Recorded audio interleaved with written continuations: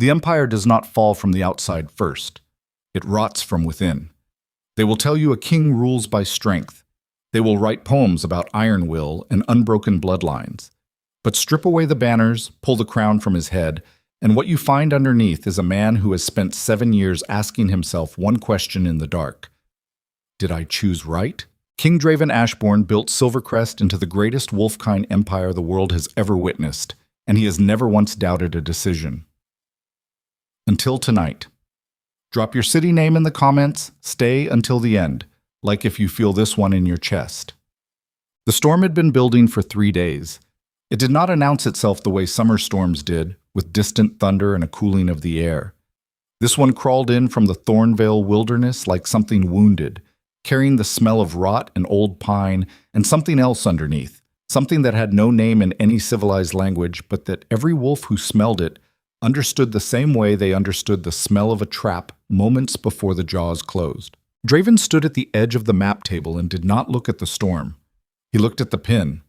One small iron pin, no longer than a man's thumb, pressed into parchment at the rough edge of Thornveil, where the Empire's cartographers had stopped bothering to be precise. Beyond that boundary, the maps showed only sketched suggestions of mountains and a word written in faded ink. Wilderness. As though everything past the Empire's borders had simply ceased to matter enough to document. For 7 years that pin had sat in a locked drawer. For 7 years Draven had not touched it. He picked it up now and pressed the point against the center of his palm until the skin gave slightly, but did not break. He held it there. The pressure was specific and intentional. It was the same thing he had done with a splinter as a child, the same instinct, the same reasoning, which was that if something was going to hurt you eventually, you were better off understanding the exact shape and depth of it while you still had the choice. The chamber door opened without a knock. Only one person in the Empire opened his doors without knocking. "You sent for me," said General Rowan Vance, stepping inside and pulling the door shut behind him with the careful quiet of a man who had learned long ago that the king's late-night summons rarely preceded good news. Rowan was 43 years old and built like something that had been assembled for war rather than born. He had served Draven since before the coronation, had stood at his left shoulder through 6 campaigns and 3 assassination attempts, and the kind of administrative carnage that most soldiers never saw, but that shaped an empire more definitively than any battle. He was not a man who frightened easily. He looked at Draven's face and went very still. "Sit," Draven said. "I'd rather stand for whatever this is." "Then stand." Draven set the pin down on the parchment. Rowan's eyes tracked it immediately, the way a trained wolf's eyes always tracked objects out of place. He stared at it for a beat too long. Then he looked up. "That's the Thornveil marker," Rowan said. His voice was flat in the way voices went flat when a man was working to keep something out of them. "Yes." "You told me that file was closed." "I told you the matter was resolved," Draven said. "That's not the same thing." The silence between them had weight. Rowan walked to the table and stood across from the king, and there was something in the set of his shoulders that suggested he already knew more than he was saying, which was exactly the thing Draven had always valued about him, and exactly the thing that was exhausting about him in equal measure. "How long have you known?" Draven said. Rowan did not pretend to misunderstand. 3 months, give or take." "You sat on it for 3 months." "I sat on a rumor for 3 months. What I have now is a confirmed report from 2 separate sources who don't know each other and have no reason to coordinate." Rowan reached inside his coat and laid a folded sheet on the table. "The child exists. He's approximately 6 or 7 years of age, and he has been seen using abilities that no Omega bloodline can account for." Draven did not touch the paper. He already knew what it said. He had read his own intelligence that morning, delivered by different hands through different channels, arriving at the same answer that Rowan's report would confirm.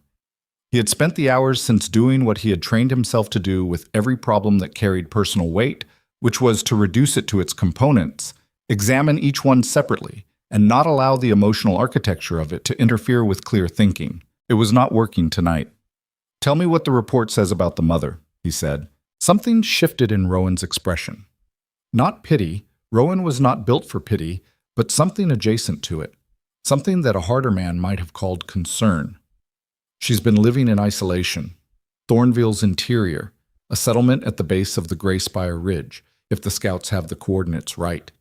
She hasn't attempted to make contact with any of the surrounding villages, hasn't sought protection from any of the border packs. She's been alone with the child for the entire duration. 7 years. Draven turned away from the table and walked to the window. Outside, the storm clouds had swallowed the moon entirely. The training grounds below were empty, the fires along the palace walls bent sideways in the wind. Far away, somewhere past the visible edge of the city, Thornveil began. And inside Thornveil, in a settlement built at the base of a ridge, a woman he had not spoken to in 7 years was raising a child in the dark. He pressed 2 fingers to the glass.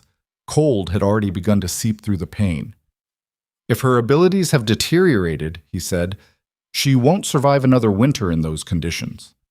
Draven, Rowan said, quietly, in the voice he only used when he was about to say something he knew would not be received well.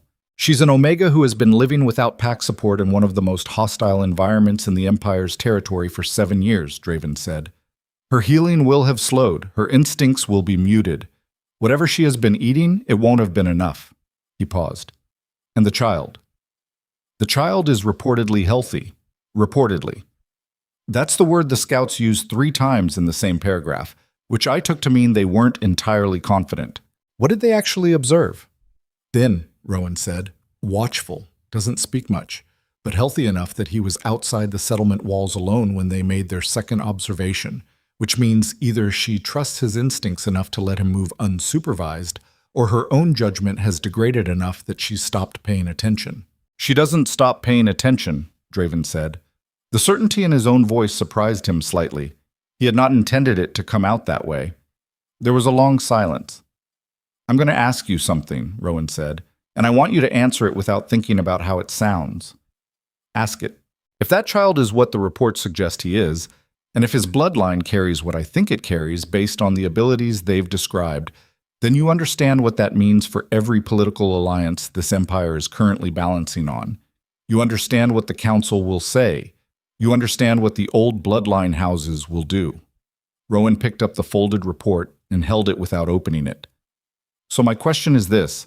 What are you planning to do? Draven turned from the window.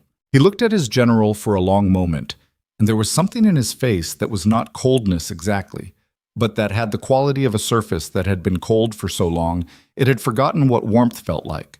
And underneath that surface, something moved that was neither political nor strategic, but purely human, which was the thing that Draven Ashborne spent most of his existence making sure no one saw.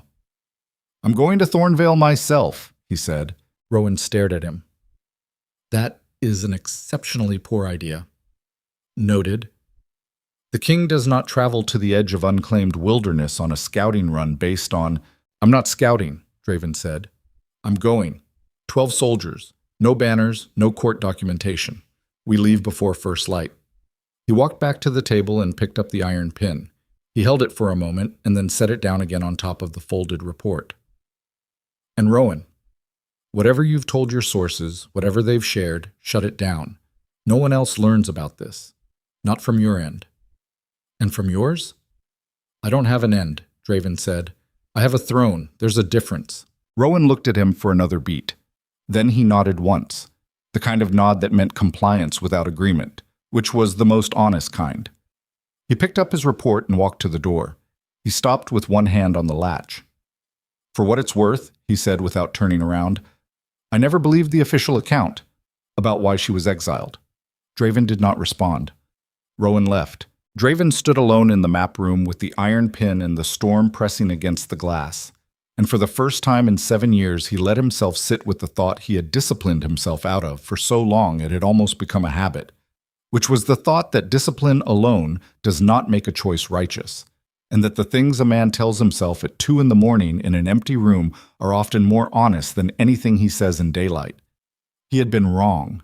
He had made a decision 7 years ago with the logic of a king, with the architecture of empire and alliance and political survival, and he had looked at the outcome and called it necessary, and then spent 7 years not looking at it again. And now, somewhere in the haunted dark of Thornveil, the outcome was raising itself in the cold. Basit. The settlement was smaller than the scouts had described. That was Draven's first thought when they reached the ridge approach on the morning of the third day. After riding through the kind of terrain that reminded even seasoned soldiers why Thornveil remained unmapped. 3 of his 12 men had taken falls in the narrow passes. 1 horse had to be led the final mile on foot. The sky above the wilderness was the color of old pewter, and the pines here were enormous and strange, growing at angles that suggested the ground beneath them had never quite finished deciding which direction it wanted to settle. The settlement was 6 structures, not 6 buildings. 6 structures, which was a distinction that mattered because structures implied function rather than comfort, and these had clearly been built for survival by someone working alone without adequate tools. The walls were tight, and the joins were competent, and the placement on the lee side of a natural rock outcropping showed strategic thinking about wind and visibility, but nothing here was larger than it needed to be, and nothing was softer than the earth allowed. Draven held up a fist, and the column stopped. He studied the settlement from a distance for 3 minutes. He counted windows. He identified the sight lines. He noted the absence of smoke from 2 of the structures, but the presence of a low, controlled fire visible between the largest building and the rock wall behind it. He also noted the boy. The child was perhaps 30 feet to the left of the main structure, half hidden by a fallen pine, crouching with the focus of someone who was not playing but working, his hands doing something with a length of cord and a bent branch that Draven recognized after a moment as trap construction. He was small for what the scouts had estimated as 6 or 7 years. Dark-haired, working with a deliberate patience that was unusual in a child that young, the kind of patience that came not from temperament but from necessity, from having learned early that careless work had consequences. "Hold here," Draven said. "Your Majesty," said the captain at his left, whose name was Sir Aldrich, and who had the particular expression of a professional soldier watching his king prepare to do something inadvisable. "Protocol dictates—" "I know what protocol dictates," Draven said. "Stay here. All of you." He dismounted. He walked through the tree line alone, moving with the deliberate care of someone who understood that startling a child in the wilderness carried different dangers than startling a child in a palace courtyard. A wolf child raised in isolation and near constant threat would react to sudden movement with something closer to a predator's instinct than a human child's fear. And if this child had the bloodline the reports suggested, that instinct would be sharper than most. He was 12 feet away when the boy went completely still. Not startled, not frightened. Still, in the specific way that things went still before they decided what to do next. The child did not look up immediately. He finished the knot he was tying first, and that deliberateness, that refusal to let the arrival of something unknown interrupt the work of his hands, told Draven more about how this child had been raised than any scout report could have conveyed. Then the boy looked up, amber eyes. The same unusual amber that Draven had seen in exactly one other living face and had told himself for 7 years he had forgotten the precise shade of. "You're not from here," the boy said. He did not phrase it as a question. "No," Draven said. "Your boots are wrong." Draven looked down at his boots, then back up. "How so?" "Too clean for Thornveil," the child said. "You came from outside. You traveled a long way, but your boots aren't broken in the right way for someone who walks in this terrain regularly." He tilted his head. The motion was exactly the motion of something cataloging a thing it could not yet classify. "You're not a trader. Traders come in pairs and they carry smell of grain or oil. You don't." "What do I smell like?" The boy considered this with the seriousness of a scholar. "Metal," he said. "And something else. Something old, like the stone in the eastern ridge, after rain." He paused. "My mother says that smell means old blood, the kind that doesn't wash out." "She's very wise," Draven said. "She's very careful," the boy corrected. "That's not the same thing." He looked past Draven toward the tree line, and his eyes sharpened in a way that confirmed everything the scouts had noted about his instincts. "You didn't come alone." "No." "How many?" Draven found himself answering honestly, which was not something he had planned to do. 12. They're staying at the ridge." "Why didn't you bring them?" Because 12 men walking into a small settlement is a threat. 1 man walking in is a conversation." The boy was quiet for a moment.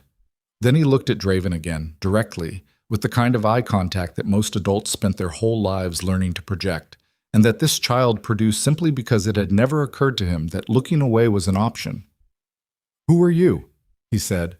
Before Draven could answer, the door of the main structure opened. She had changed.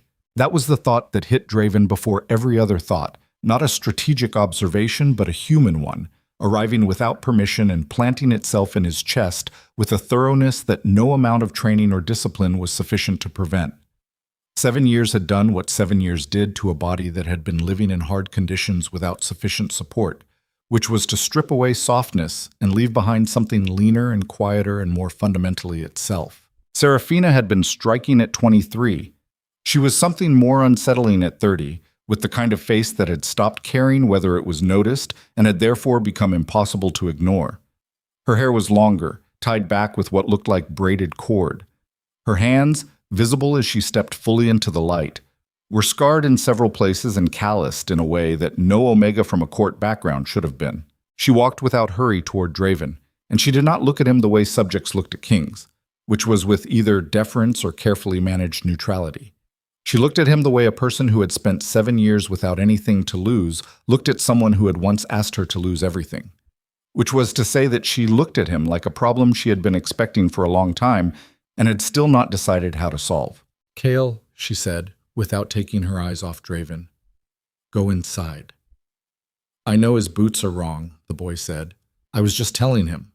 "I know, inside." The boy looked between the two of them with the evaluating patience of someone who had learned that adult conversations contained more information in their silences than in their words. Then he gathered his cord and his bent branch and walked past Draven, close enough that his shoulder nearly brushed the king's arm, and went inside without running. The door closed.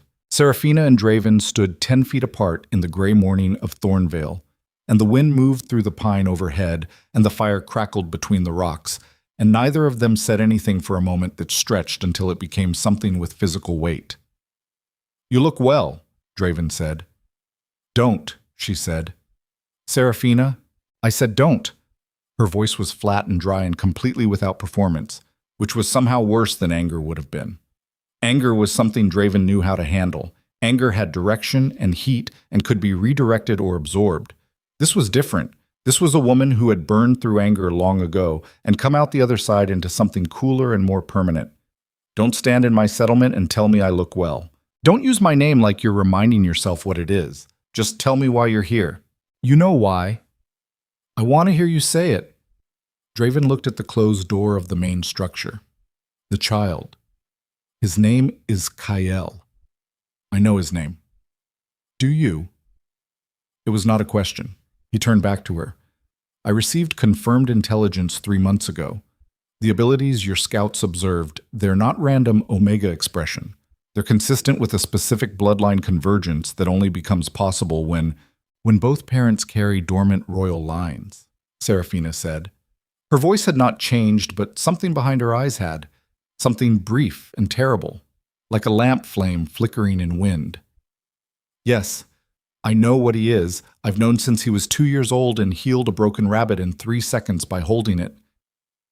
She folded her arms across her chest, not defensively, in the way of someone who has trained themselves not to let their hands do things the rest of them wasn't authorizing. "So you came to execute him?" "No," Draven said. "Then you came to take him." "I came to—" He stopped. He started again. "I came because he deserves better than this.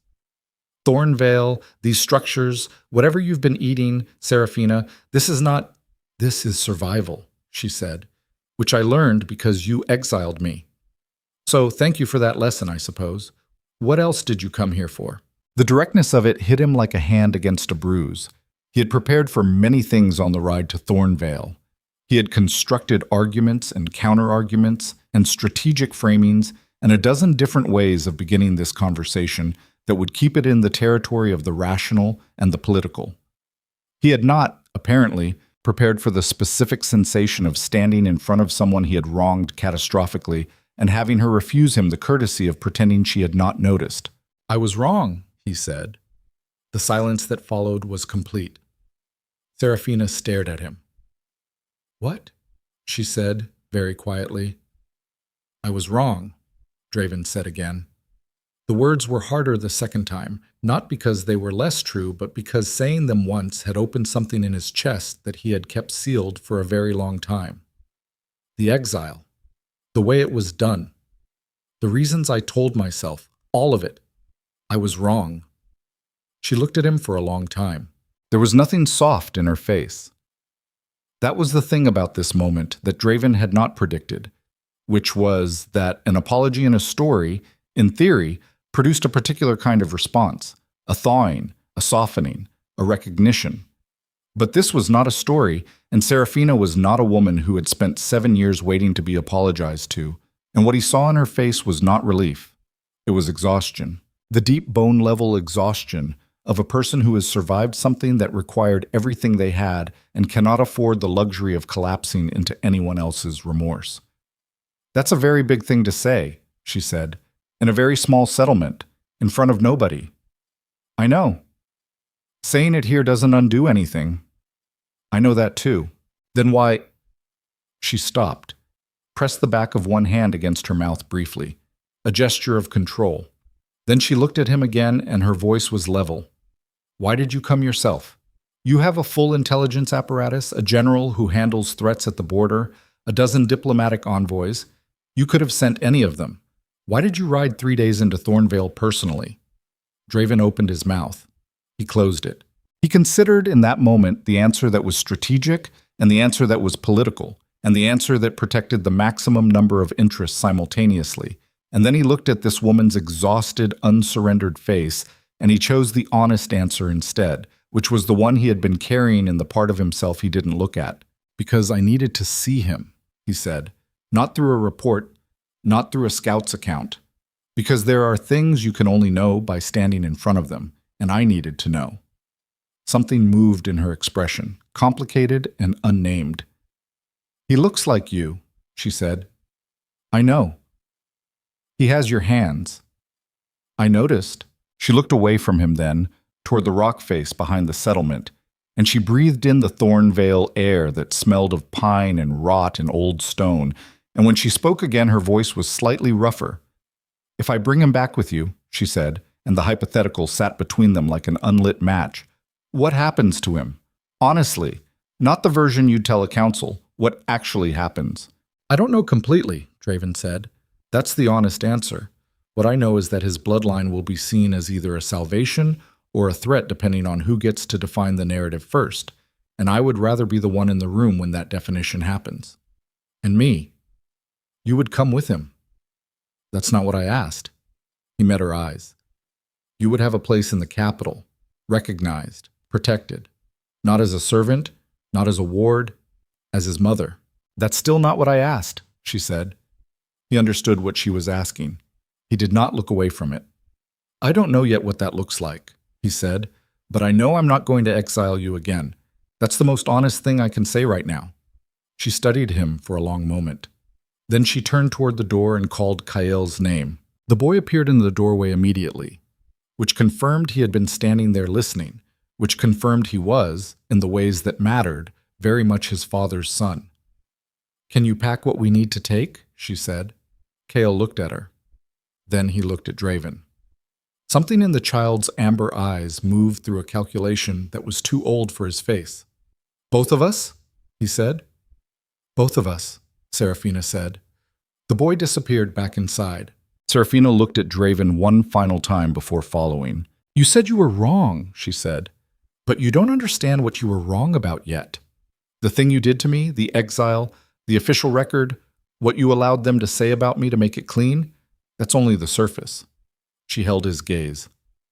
When you finally understand what Nycera Vale told you that night to make you sign that order, and you will understand because the truth has a way of surfacing eventually, you will have to decide whether you're still the king who believed her. She went inside. Draven stood in the gray Thornveil morning with the wind pulling at his coat and the fire crackling low between the rocks, and the words settled into him with the specific cold weight of something that had always been true and had simply been waiting for someone to say it out loud. Nycera Vale. He had not thought about that conversation in 7 years. He had told himself he'd had no choice. He pressed his thumb against the scarred skin of his palm, where the pin had left its impression the night he'd packed for Thornveil, and he stood there while a boy he had never met packed a life's worth of survival into whatever bags he owned, and his mind turned back slowly, like a machine that had been deliberately stopped and was now being forced to run again, toward a midnight conversation in a stone corridor and a woman with brilliant eyes and a folded document and words he had chosen to believe. He had believed them because believing them was easier than the alternative. He had believed them because the alternative had required him to be wrong, and Draven Ashborne had not, in those days, been built for being wrong. Something moved in the tree line. It was small and fast and gone before he could identify it, but his instincts, the ones that had kept him alive through 6 campaigns and 3 assassination attempts, fired simultaneously and completely, and he turned his head toward it and went very still. Nothing. Only pines. Only wind. He stood there for 3 seconds longer than logic required. Then he walked to the door and knocked twice, and when Seraphina's voice came back, he said they needed to move faster than planned, and when she asked why he could not, in that moment, give her an answer that was anything more than instinct.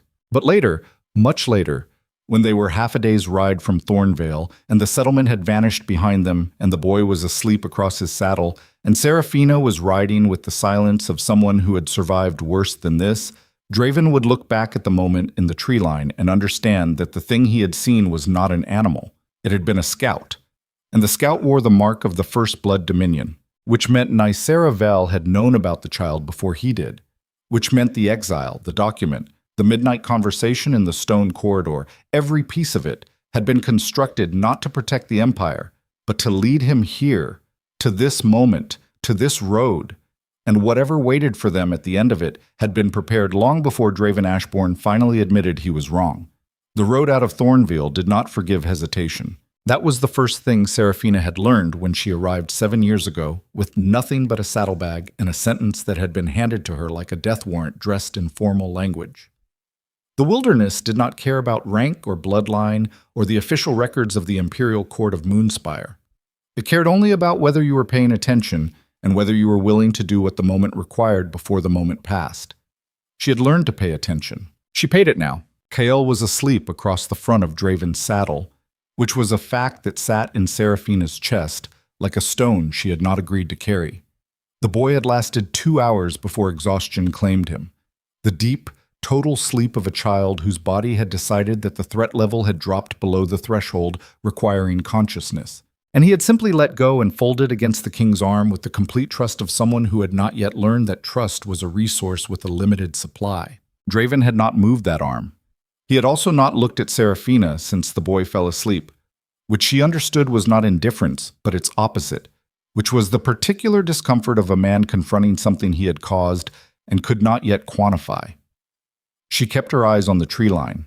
The scout's mark that Draven had described, the First Blood Dominion sigil, was not something she recognized from the Empire's public records. But she had been living at the edge of the known world for 7 years, and at the edge of the known world, information traveled differently.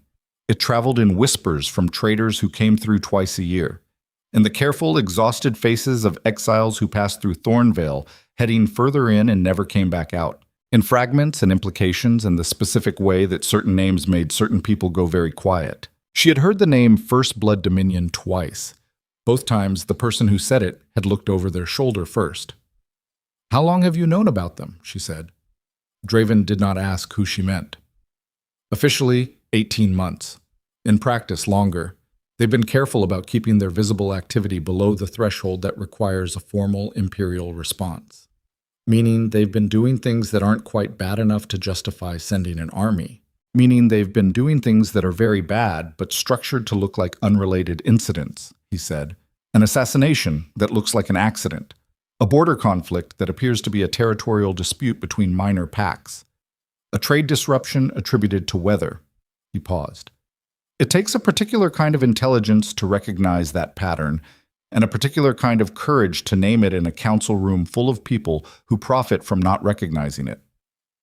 "Rowan," she said. "A beat." "Yes." "He always was the sharpest one in the room," Seraphina said. "You surrounded yourself with competent people, and then didn't listen to half of them." "I listened." "You heard," she said. That's not the same thing. The silence between them had texture. Not hostile exactly, but loaded with the specific weight of two people who know each other well enough to wound accurately and are both, for different reasons, choosing restraint.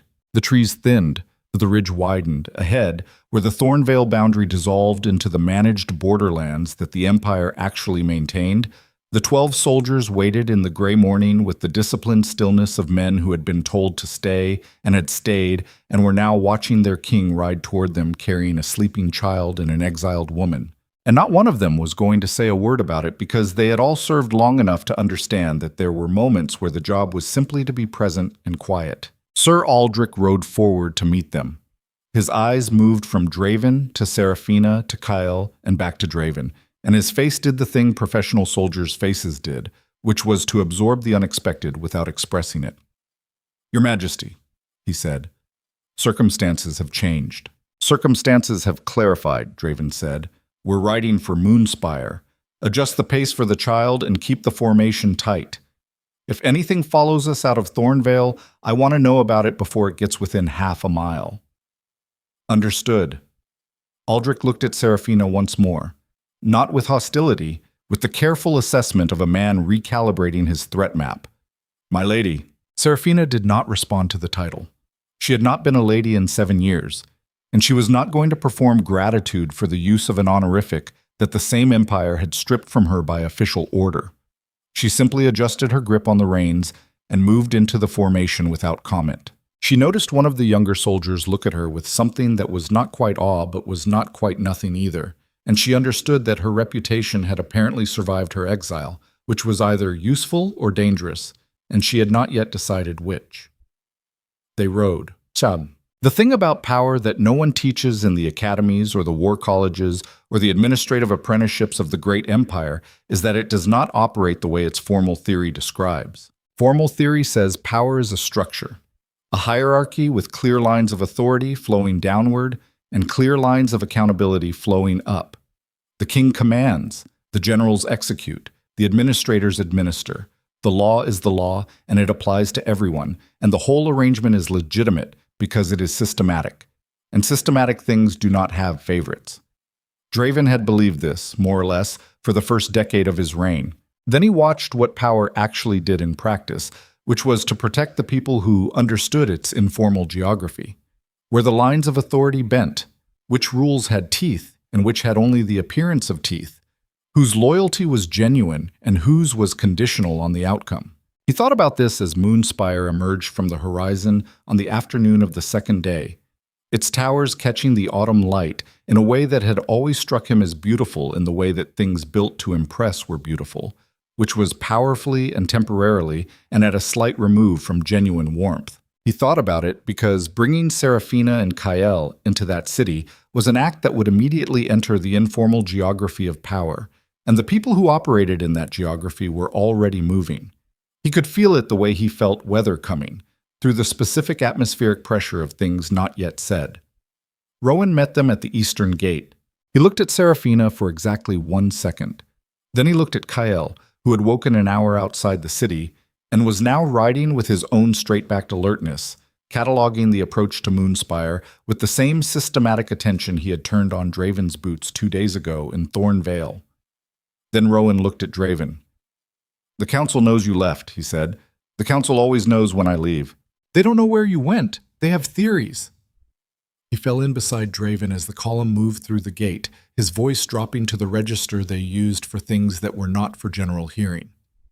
"Lady Nicera Vale requested an audience for this morning. She was told you were unavailable. She sent a second request for this afternoon. She was told the same thing. She has now sent a third request, this time directly to the Seneschal's office rather than through the standard channels, which means she's either very impatient or very informed." "She's never impatient," Draven said. "No," Rowan agreed. "She isn't." A pause. "So, informed then." Draven said nothing. Rowan looked at Kale again. The boy had turned his head to look at Rowan with the same direct, cataloging attention he gave everything, and Rowan looked back, and there was a moment of the specific recognition that passed between people who shared a particular quality, which was the quality of seeing things clearly and not being comfortable about it. He has your jaw, Rowan said very quietly. Don't start. I'm not starting anything. I'm observing. Another pause. Where are you putting them?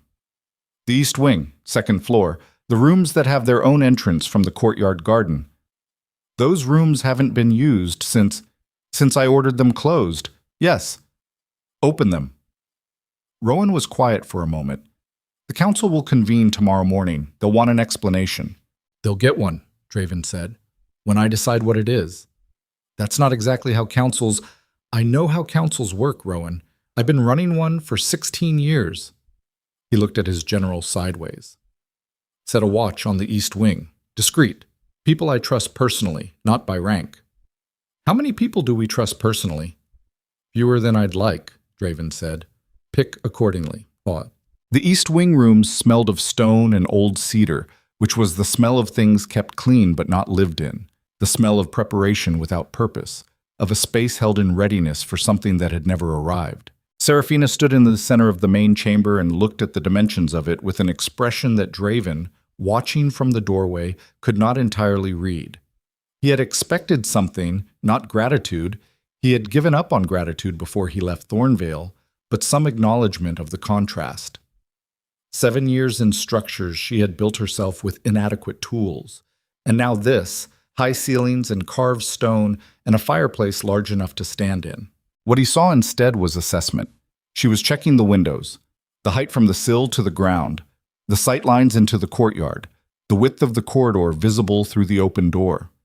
She was doing it automatically, the way people did things they had done so often the conscious mind no longer had to authorize them, and watching her do it made something tighten in Draven's chest that he recognized as the specific discomfort of understanding, fully, what you have done to someone. She had spent 7 years developing the instincts of a person who could not afford to feel safe, and he had put her there. The latch on the left window sticks, said a voice behind Draven. He turned. A woman stood in the corridor, perhaps 50 years old, small and dark-haired, with the kind of face that forgot nothing. Mira. She had been the East Wing's attending housekeeper before Draven closed it, and apparently she had been reassigned, and apparently Rowan had moved faster than expected. It sticks on the left, Mira continued, addressing Serafina directly and moving past Draven into the room as though the king's presence in the doorway were simply a piece of furniture to navigate around. But the right one opens clean, and the courtyard view from it is better anyway. The hearth draws well. There's a connecting room through that door that's smaller but has a proper window seat, which children tend to prefer for reasons I've never fully understood. Kale was already moving toward the door she'd indicated. Serafina watched him go. Something in her face softened for exactly 1 second, the involuntary softening of a mother watching her child move toward comfort, before it returned to its careful neutrality. "Thank you," she said to Mira. Then she looked at Draven. "Can I speak to you, privately?" Mira tactfully found a reason to follow Kael. Draven stepped fully into the room and pulled the door behind him. Serafina turned to face him, and whatever the careful neutrality had been containing was closer to the surface now. Not anger still, but something with more heat than the exhaustion she'd shown in Thornveil. Being inside the Empire's walls had done something to her that the wilderness had not, which was remind her of everything she had lost and exactly how it had been taken. "I need to know the rules," she said. "There are no rules yet. That's part of what I need to—" "There are always rules," she said. "There are official rules, and there are actual rules, and I need to know both. I need to know what I'm allowed to say to whom. I need to know who in this palace knows we're here and what story they've been told. I need to know whether Kael is supposed to interact with anyone or stay in these rooms. And I need to know what happens tomorrow when your council finds out you've brought an exiled Omega and an unregistered child with a bloodline that shouldn't exist into the Imperial Palace." She paused. "Because I spent 7 years making sure he survived. I am not going to watch that work collapse because I didn't understand the terrain." The speech was not emotional. That was the thing about it. It was tactical, delivered in the voice of someone who had learned to convert fear into information gathering, because information was something you could act on, and fear was something that got you killed. Draven crossed the room and sat down on the edge of the heavy table near the window, and he ran one hand across the back of his neck, which was the gesture he made when he was thinking through something that had multiple correct answers and no good ones. "Officially," he said, You are here at the king's request for purposes that have not yet been formally stated. That gives us approximately 24 hours before the council demands a formal statement. And unofficially? Unofficially, half the palace already knows something significant has changed and is waiting to find out what side to be on. He looked at her directly. The council is not the problem. The council is a collection of men who are uncomfortable with surprises but ultimately responsive to power, and I have enough of it to manage their discomfort. Then what is the problem? Nisera Vale, he said. Seraphina went very still. He watched it happen, the specific stillness of a person who has heard a name they were not prepared to hear. And he tracked her reaction with the careful attention he gave to things that told him more than they were supposed to. You know that name, he said. Everyone in exile knows that name, she said. Her voice was controlled but thinner than it had been a moment ago. She's the reason half the people in Thornveil ended up there. Not directly, but you follow the chain back far enough and her fingerprints are on the decisions that put them there. Tell me what you know. Tell me what you know first, she said. Because you looked at me on the road out of Thornveil and said that name with the specific expression of a man who's just understood something he should have understood years ago. So, what did you just understand? There are moments in the life of a king when the choice available is not between honesty and politics, but between two versions of honesty, one that protects the architecture of the situation and one that dismantles it. Draven had spent 16 years choosing the first version. He was beginning to understand that the first version had costs that compounded across time. The night I signed your exile order, he said, I had a conversation with Nisera Vale in a corridor off the council chamber. She presented me with testimony, evidence.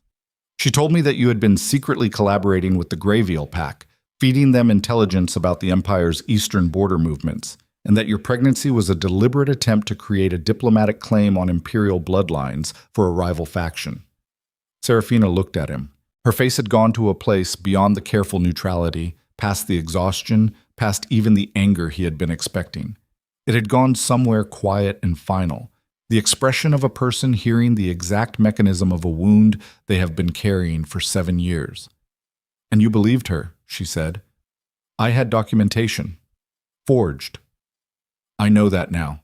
You should have known it then, she said, and there was nothing in her voice except the clean, flat truth of it. You should have known it then because you knew me, and you knew what I was, and you knew what I wasn't, and instead you sat with a woman you'd known for 3 years and believed her account of me over your own experience. So, she breathed in slowly. Yes, I know Nisera Vale. She's been building something, Draven said, for years. The First Blood Dominion. It's not just a political faction. It's a structured organization with financial networks, military assets, and enough embedded presence in the palace staff that we cannot yet identify the full scope. She's been building it since before my exile, Seraphina said. It was not a question. Yes, and the exile was part of the structure, getting me out. She paused, getting Kyle out, before he was old enough to be a threat. The understanding that moved through the room between them was not comfortable.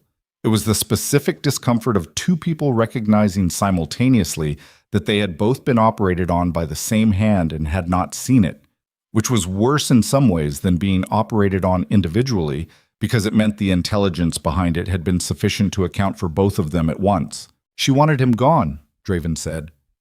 She knew what he would be. Somehow she knew before either of us fully understood it. And she used me to remove him.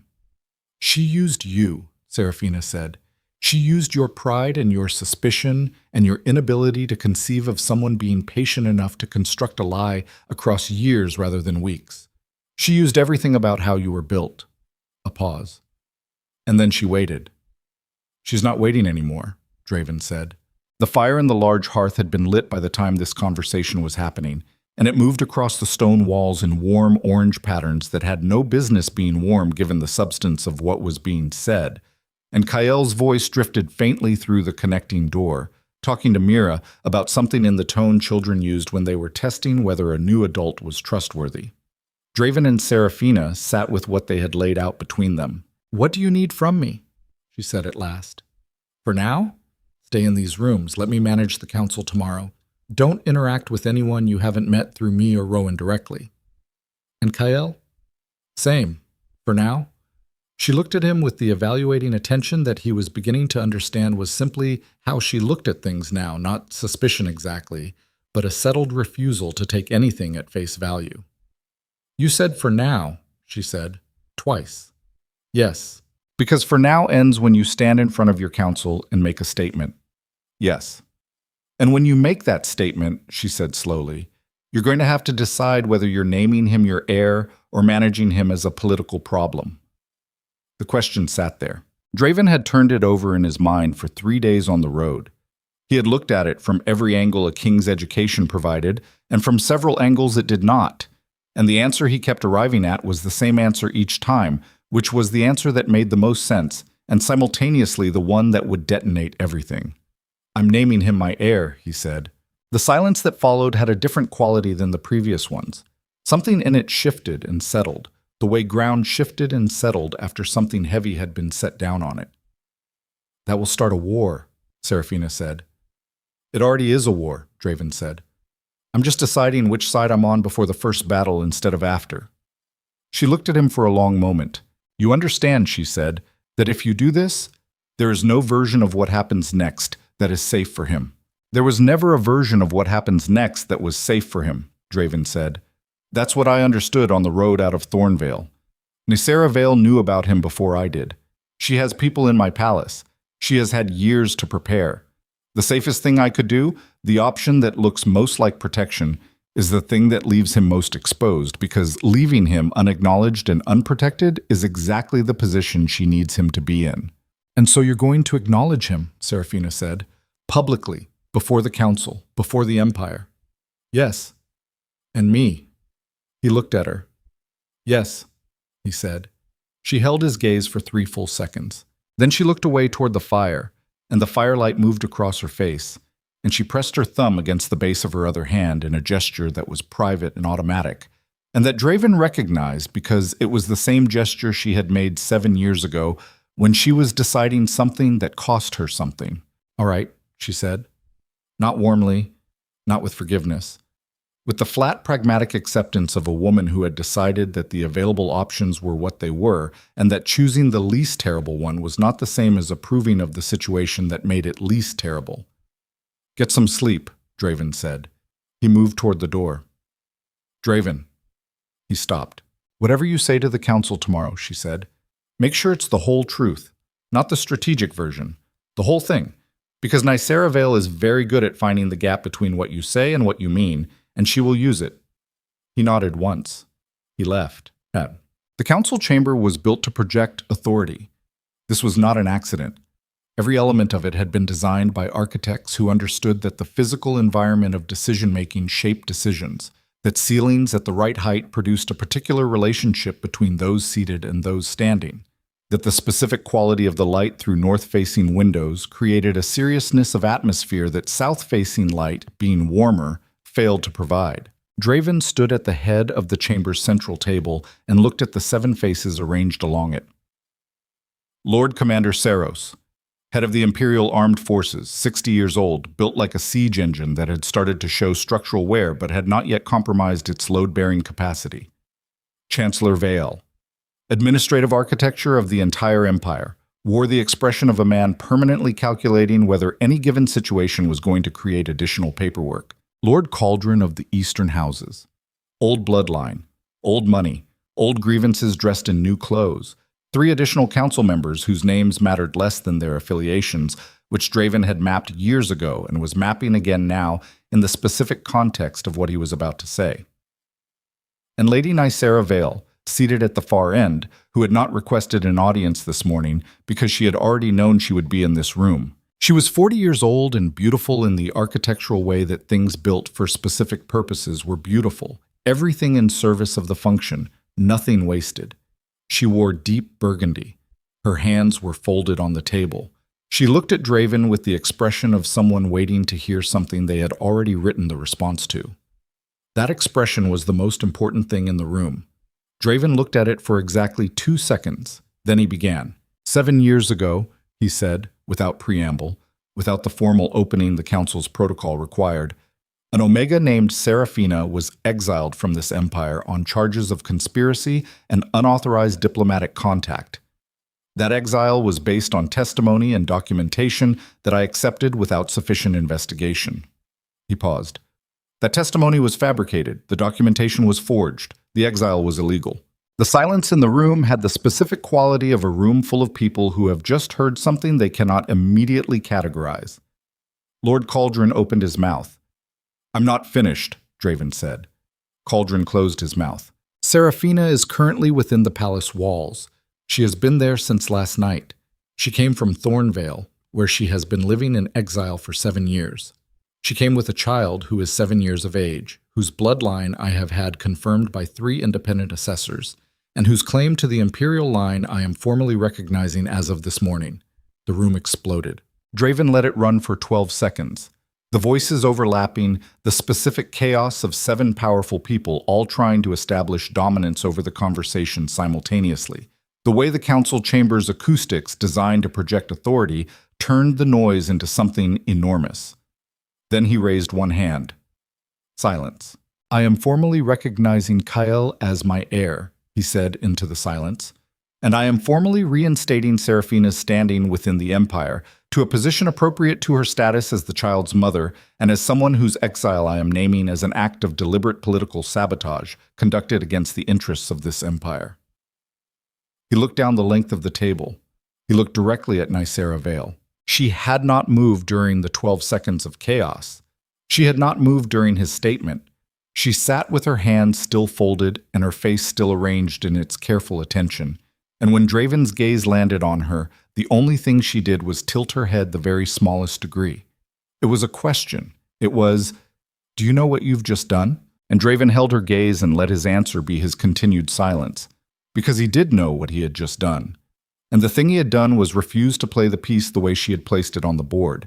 And the response to that was not going to come from this chamber or from this morning, but from something that had been prepared for far longer. Lord Cauldron was speaking again, his voice raised above the renewed murmur of the room, something about bloodline protocols and legitimacy verification and the precedent for imperial recognition of undocumented claims, and Draven let him speak while he watched Nycera Vale.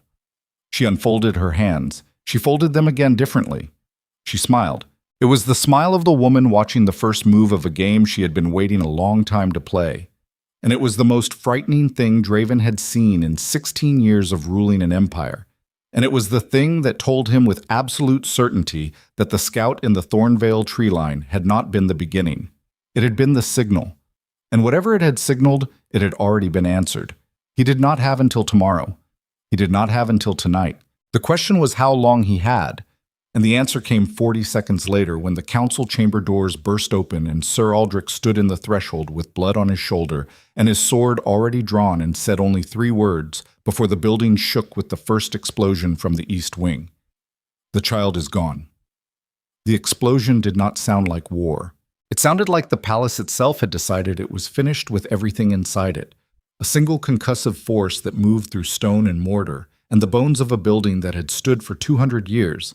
And the sound it made was not the sharp crack of something breaking, but the deep, floor-level groan of something that had been holding itself together through sheer accumulated mass, and had finally, in one coordinated instant, been told it no longer needed to.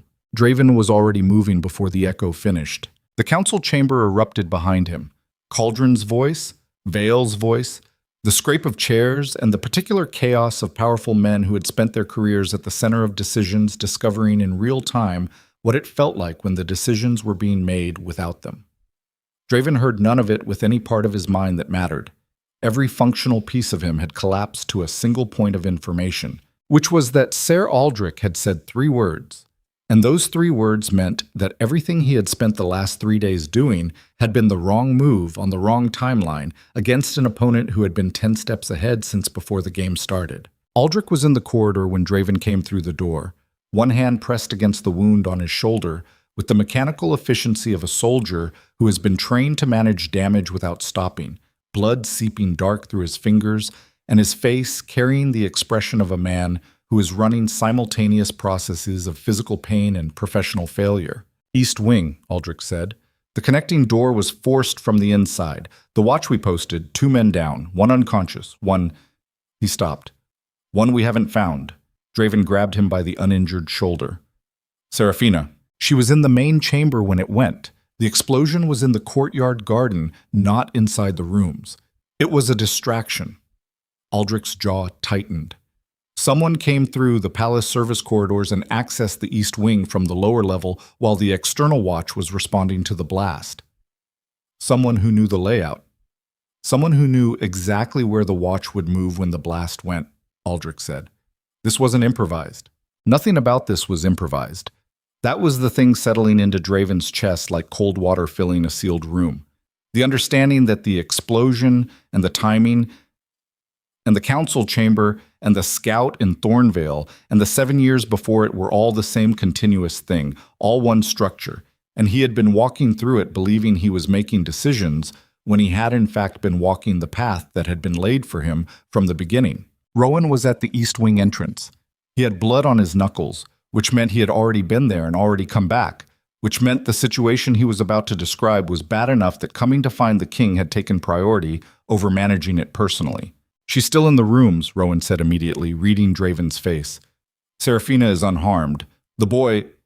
He paused with the particular quality of a pause that contains information that hasn't been authorized yet. The boy is gone. Draven heard the words. He stood in the corridor of his own palace with the smell of the explosion still moving through the air, and he heard the words, and his mind did the thing it did with information that was both factually clear and structurally impossible, which was to run it twice, as though the second pass would produce a different result. It did not. How long? He said. 12 minutes, maybe 14. We locked down the outer gates at 7, but there are service exits in the Eastern Market District that aren't on the standard garrison map. But they're on someone's map, Draven said. Rowan did not respond because it was not a question. Draven walked past him into the east wing. The room smelled of the cedar that had been their first characteristic, and now also of smoke from the courtyard, and something sharper underneath, the specific chemical edge of the compound that had been used for the blast, which told Draven something about the resources behind it, because that compound was not commonly available, and its presence here meant someone with access to the Empire's own military supply chains. Seraphina was standing in the center of the main chamber. She was not crying. She was not panicking. She was standing with her arms at her sides and her weight balanced in the way she'd learned to balance it in Thornveil, which was the stance of a person whose body had defaulted to its most functional configuration because the alternative was to stop functioning entirely. And she was looking at the connecting door that led to the smaller room with the window seat, which stood open to a room that was empty. The cord and the bent branch from Kael's trap construction were on the floor. He had brought them from Thornveil. He had left them behind. Seraphina turned when Draven came in. Her face was doing the thing he had seen it approach once or twice in the previous 2 days, and then stepped back from, which was the face underneath the careful neutral face. The face that contained everything she had been managing through pure sustained effort of will, and it was not the face he had expected. It was fury. "Your palace," she said. "Seraphina?" "Your palace," she said again. And the repetition was not for emphasis, but because she was working to keep the words in the order that conveyed the meaning most accurately, and it was taking effort. "Your watch, your council chamber, your decision to announce his existence in a room where Nicera Vale was sitting 12 feet away."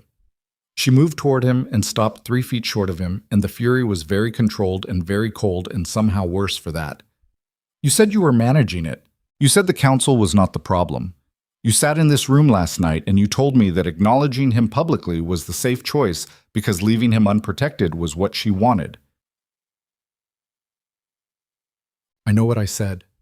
"He was in that room," she said, "and something cracked in it, just slightly, just enough to hear what was under the fury, which was terror, the exact and specific terror of a mother who has kept something alive through 7 years of sustained, impossible effort and has just felt it slip.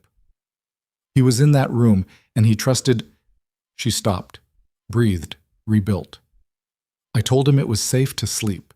I told him we were protected. I told him that this time was different."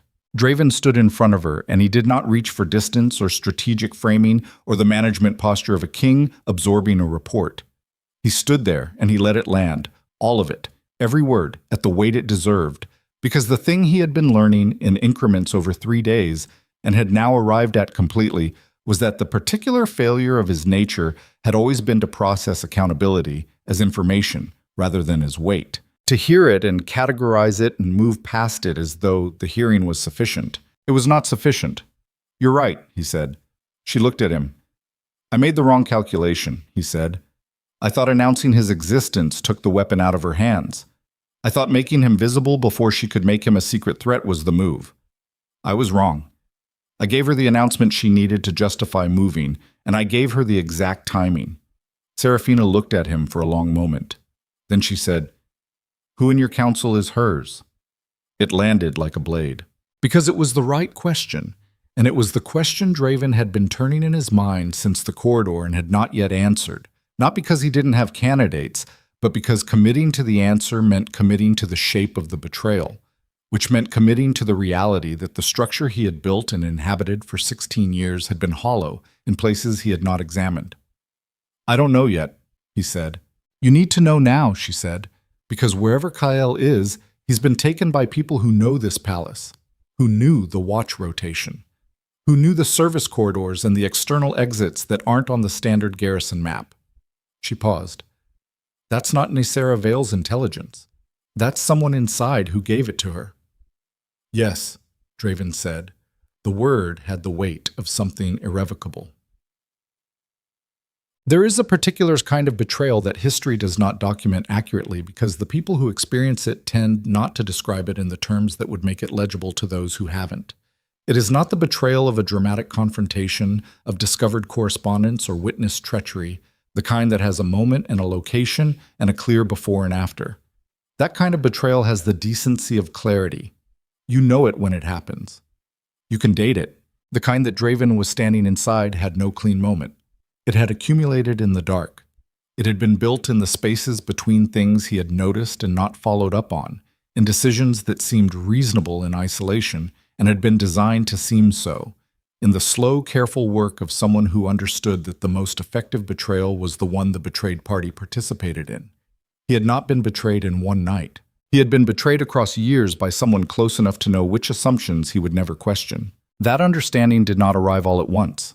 It arrived in pieces as he moved through the next 3 hours, through the interrogation of the surviving East Wing Watch, who described a figure in palace servants' gray, who had given them updated orders and whom neither man had thought to question because the orders had come with the correct authentication seal, through the examination of the service corridor that showed signs of recent and repeated use by someone familiar with its layout, through Rowan's account of the intelligence pipeline that had confirmed Kael's existence 3 months ago, and the specific path that intelligence had traveled before reaching Draven's desk. It was on that last item that the piece fell into place. Rowan laid the document trail on the table in Draven's private study and walked him through it without editorializing, which was Rowan's method, the method Draven had always trusted because it separated fact from interpretation and let the king do the interpreting. The intelligence about Kael had originated with 2 independent sources who did not know each other, except that they did. Both of them, traced back through affiliations that required 4 steps to follow, but were unambiguous once you looked, connected to a single administrative node within the palace's intelligence apparatus, a node that reported to a single supervisor. Draven looked at the name at the end of the chain. He looked at it for a long time. "No," he said. "Draven." "I'm not asking you to tell me I'm wrong," Draven said. His voice was very flat. "I'm processing." Rowan waited. The name at the end of the chain was Lord Commander Saros, 60 years old, built like a siege engine with structural wear, had served at Draven's right side for 14 of his 16 years on the throne, had stood at the gate of Heir during the Second Border Campaign, and held the line for 11 hours against a force 3 times the size of the Imperial garrison with a broken collarbone, and had not mentioned the collarbone until 2 days after the battle was won. Draven had trusted Saros the way he trusted the east wall of the palace, the way he trusted the foundation stones, the way you trusted things that had proven their load-bearing capacity so many times that you stopped performing the test. "The intelligence pipeline," Draven said. "The confirmation that came 3 months ago." "Came through his office," Rowan said, quietly. "And the authentication seal on the orders given to the East Wing Watch." "His office issues that seal for overnight palace operations," Rowan said. "Standard administrative authorization. He wouldn't have had to forge it or steal it. He would have simply used it. He was in the council chamber this morning, Draven said. Yes. He heard every word I said. Yes. Draven stood up. He walked to the window and looked out at the city, at the ordinary functional life of Moonspire, moving through its afternoon with no knowledge of what had happened inside the palace walls, the merchants and the soldiers, and the administrative traffic of an empire going about its business. He thought about Saros at the gate of Heir. He thought about what it cost a man to hold a line for 11 hours with a broken collarbone and not mention it. Then he thought about what it cost a man to spend 14 years in close service to a king while serving a different agenda. To maintain the performance of loyalty across that span of time with sufficient consistency to deceive someone whose entire function was to read people accurately. He thought about how much you had to believe in something to pay that cost. What does she have on him? Draven said. Not has she been paying him. Not what does he want? What does she have? Because men like Saros did not sell their loyalty for money or ambition. Their defection required leverage of a different kind. I don't know yet, Rowan said, but whatever it is, it's been sufficient for 14 years. Find it, Draven said, quietly. Nothing moves through official channels. Nothing. He turned from the window. And Rowan, who else? Another pause of a different quality. I have suspicions. I need another 12 hours to confirm before I can give you names. You have 6, Draven said. And find the boy. Rowan left. Draven stood in his study with the document trail on the table and the name at the end of the chain and the specific quality of the silence that followed the departure of the last person who had been in the room. And he let himself, for exactly 30 seconds, feel what he was feeling without managing it or converting it to information. It was not anger. It was something older and colder. The feeling of a foundation shifting, the sensation of having stood on ground you believed was stone and discovering the depth to which it was hollow. Saros, 14 years. Serafina found him there an hour later. She had cleaned the smoke smell from her hands and changed into something from the clothes that had appeared in the East Wing rooms, and her face was back to the controlled, careful surface, and she looked at him standing at the table with the documents, and read the quality of the room immediately. You found the leak, she said. Yes. Who? He told her. She was quiet for a moment, then, he was in the council chamber when you made the announcement. Yes? And Nisera Vale was watching you when you made it, she said slowly. She wasn't watching because she was surprised.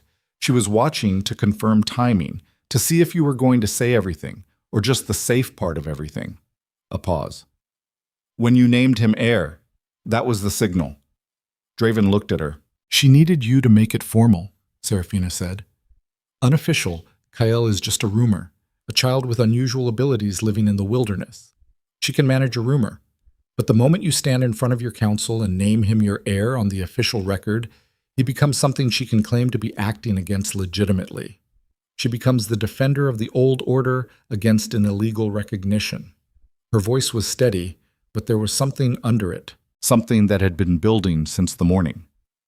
You handed her the justification. I know, Draven said. She wanted you to do it, she said. She sat in that chair and she waited for you to do it, and you did it, and now she has a 6-year-old boy somewhere in this city and an argument that she is acting in the interest of imperial stability. The steadiness broke, not dramatically, not with collapse, but a small fracture in the structure of her control, a single breath taken too hard. You have to find him. Whatever else is happening, whatever the political calculation is, you have to find him first. She eats it. I know. Do you? The fracture widened, just slightly, just enough. Because the last time there was a calculation to be made about what was politically viable and what my son needed, you chose the calculation. The silence that followed was the most honest silence that had existed between them. Draven did not argue it. There was nothing to argue. It was exactly what had happened. He had made a calculation 7 years ago, and the calculation had been wrong, and the cost of its being wrong had been paid entirely by her and by a child he had not known existed, and the fact that he had not known was itself a consequence of the same calculation, which was the particular recursive cruelty of a mistake that generated the conditions for its own concealment. I'm not choosing the calculation, he said. Kael comes first. That is not contingent on anything else. She looked at him. If it costs me the throne, he said, it costs me the throne. Something moved in her face that was not softness, and was not forgiveness, and was not trust. Not yet. Not with that kind of statement after that kind of history. But it was the look of a person taking a measurement and finding that what they measured was something they had not fully expected to find. Then let's find him, she said. It was Mira who gave them the first real direction. The housekeeper had spent the morning being systematically invisible, which was a skill she had developed over 30 years in palace service and which she deployed now with the same professional instinct that had kept her in this building through 4 significant political upheavals. She appeared in the doorway of the study at the moment when Draven and Seraphina had both run through their immediate information and had arrived at the edge of what they could determine from inside the palace walls.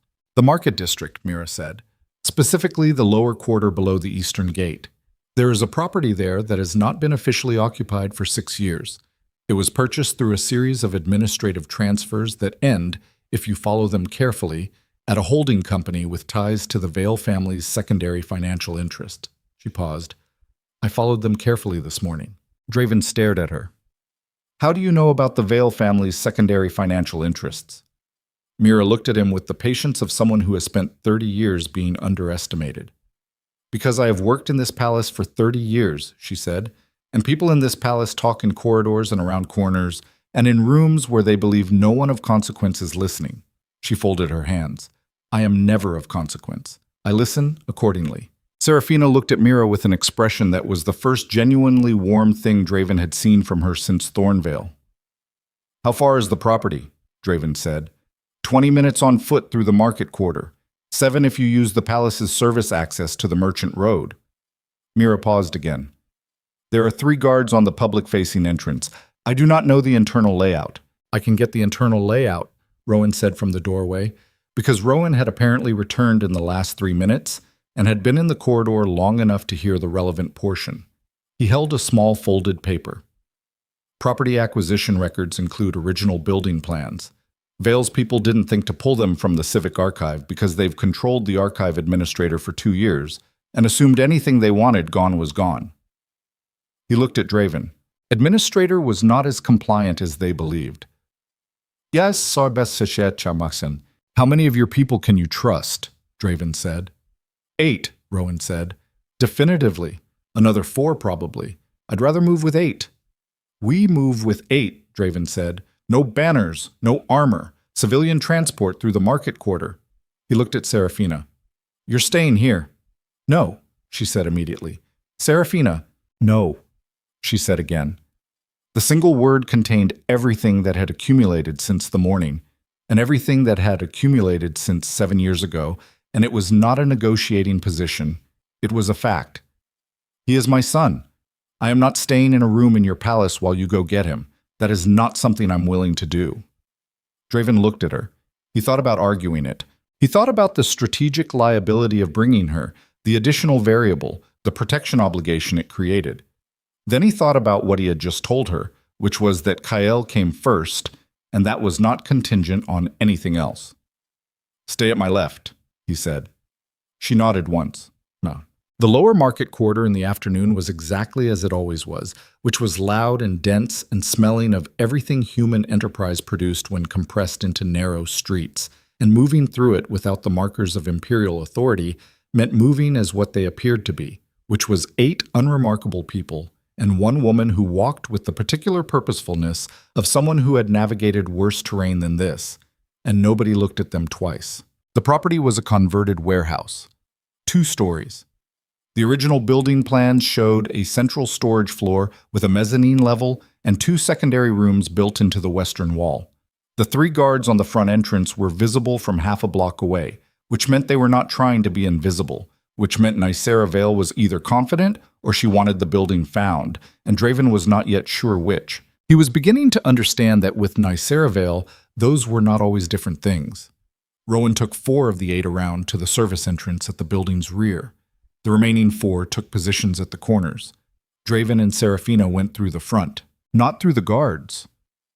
Through the narrow maintenance access beside the front entrance that the original building plan showed, and that the guards had apparently been positioned to watch a different section of the facade from, which meant whoever had briefed them had not given them the full building layout, which meant Saros, despite his access and his 14 years of service, had either not shared the complete plans or had not been given them, which meant there were levels to Nicera Vale's operation that even her most senior asset did not see. Inside, the building was dim and smelled of old timber and lamp oil. The storage floor was mostly empty, wooden columns at 10-foot intervals, high windows admitting gray afternoon light in long, slanted bars. And at the far end, in the corner beneath the mezzanine, Kael sat on the floor with his knees pulled to his chest. He was alone. There was no one else in the storage floor. Seraphina made a sound that was entirely involuntary and moved past Draven before he could position himself first, crossing the floor in 8 steps that she clearly did not experience as 8 steps. And the boy looked up at the sound of her footfall, and something in his face that had been very still and very small broke open. She reached him and went to her knees and pulled him against her, and he pressed his face into her shoulder with the specific totality of a child who has held themselves together through an experience that required everything they had. Draven stood 10 feet away and watched this reunion that he had not seen the first version of 7 years ago, because he had been the reason the first version was necessary, and the weight of that understanding was fully on him now in a way it had not been in Thornveil, in a way it had not been in the East Wing, in a way it had not been in his study. He let it be fully on him. Then he looked up. The mezzanine level was not empty. Nicera Vale stood at the railing. She was not hiding. She was not fleeing. She was standing with her hands resting on the mezzanine railing and looking down at the reunion below her with the expression of someone watching something proceed exactly as they intended. "Your Majesty," she said. Her voice was conversational, carrying easily through the dim space. "I was wondering when you'd arrive." Draven did not move. "Where are your people?" "Already gone," she said. "I sent them away when I heard you come through the maintenance access. I knew you'd found the building plans." A pause. "I wanted to speak to you without an audience." "You took a child." "I borrowed a child," she said. "He was not harmed. He was given food and water, and he was not touched. You can verify this." She looked down at Kael briefly. "I needed him here because I needed you here, and you would not have come here for me." Draven looked at her. He thought about the council chamber that morning, the folded hands, the smallest tilt of the head. "Say what you came to say," he said. "I've been working for 20 years, Nicera Vale said, towards something that you have consistently refused to see. Not because you're not intelligent, because you chose not to look." She came down the mezzanine stairs slowly, not hurrying, not performing caution. "The empire as you have built it is collapsing from the inside. The bloodline houses are dying. The pact structures that gave the empire its actual functional strength, not its ceremonial strength, its real governing capacity at the local level, are being dismantled by the unification policies you've been running since year 3 of your reign. You manufactured a child's abduction to tell me your political philosophy," Draven said. "I manufactured a controlled meeting," she said, reaching the floor level and stopping 15 feet away, "to tell you that the child standing in that corner is going to be used by people far less careful than me to tear this empire apart. Not because of who he is, because of what he represents to the faction that has been building against you, not mine, the other one, the one you don't have a name for yet because you've been watching me and not watching the Eastern Territories." Seraphina had turned, still holding Kael, and was watching Nicera Vale with an expression of pure focused attention. "You're not the only one who wants the Empire," Draven said. "I'm not trying to take the Empire," Nicera said. "I'm trying to stop someone else from burning it." She looked at him steadily. "The First Blood Dominion is a cover. It has been for 3 years. My organization, my original organization, was dismantled. What is operating under that name now is something else. Something I created the shell of and lost control of when someone more patient than me took it from the inside." She paused. "The way someone more patient tends to take things." The silence in the building had a specific quality. Seraphina said very quietly, "She's telling the truth." Draven looked at her. "She's telling the truth," Seraphina said again. "Or she believes she is, which in this context is the same thing." Her eyes had not left Nicera Vale. "The exile order. 7 years ago. It wasn't just about removing Kael from the equation, was it? Nicera looked at her. It was about making Draven do something I couldn't forgive, Seraphina said slowly. Making him sign that order, making that break irreversible. Because a king who had exiled the mother of his child was a king who could be leveraged, who would spend years avoiding the subject, who would leave a door closed that should have been opened years earlier. She looked at Draven. She was counting on you not looking. Draven turned back to Nicera Vale, and the woman who had manufactured his worst decision, who had forged the document and constructed the testimony and spent 20 years building the architecture of his blind spots, looked at him with something that was not triumph. It was resignation. The boy, she said, is the only thing that stops what is coming. Not your army, not your council, not 16 years of imperial law.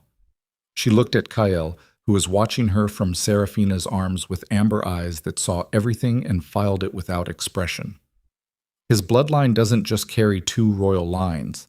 It carries the convergence point of something that was buried 300 years ago because the empire that existed before this one understood it and was terrified of it. What is it? Draven said. The ability to end a war not by winning it, Nicera said, but by making the war impossible. The silence stretched, and into that silence came the sound of Rowan's team hitting the rear entrance at the same moment that the front doors of the building came apart, and what came through them was not Nicera Vale's people, and was not the Imperial garrison, and was not anything that should have existed inside Moonspire's walls. Corrupted wolves. A dozen. Moving with the lurching wrongness of bodies being operated by something that did not fully understand how bodies worked, their eyes carrying the flat silver light of forced possession, their mouths open on silence because whatever was driving them forward had not troubled itself with making them breathe correctly. Nicera Vale looked at them, and for the first time in the conversation, her composure cracked. They found us faster than I calculated, she said, and her voice had changed, stripped of its architecture, carrying the flat sound of genuine fear. She looked at Draven. The choice you have to make right now, she said, is whether you believe me. Draven looked at the corrupted wolves, looked at Kael, pressed against Seraphina's chest, whose hands had gone very still at his sides, and whose eyes had gone to something other than amber, something that lit them from behind like light through old glass. He looked at the woman who had destroyed 7 years of his life, and was now asking him to choose. He drew his sword. Get behind me, he said, and the only question was whether he meant it for Nicera Vale too. He did. That was the moment he stopped being the king he had been.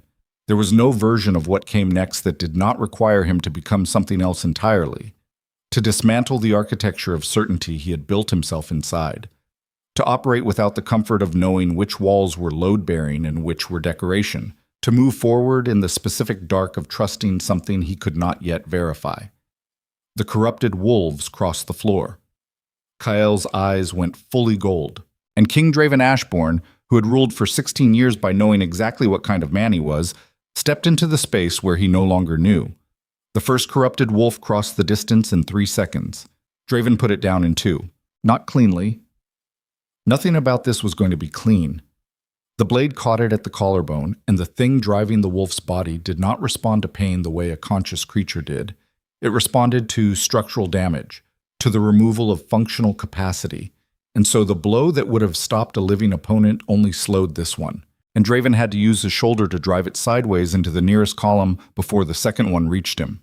And by then he had lost the angle he wanted and had to improvise with his left arm instead, which he used to redirect rather than block, because blocking something that did not feel impact the same way living things did was a losing strategy. 6 years of campaign experience taught him this in the first 10 seconds of contact. He adjusted. Behind him, Seraphina had Kael against the wall, and Nicera Vale, to her credit, had not run. She had moved to the right side of the storage floor and picked up a length of iron bar from a collapsed shelving unit with the decisive economy of someone who had made the calculation that surviving the next 5 minutes took priority over everything else. Rowan came through the rear entrance with his 4 soldiers. At the same moment, the front cluster of corrupted wolves split to cover the width of the floor. 12 total. Now 8 after the first 30 seconds of contact. The numbers were workable.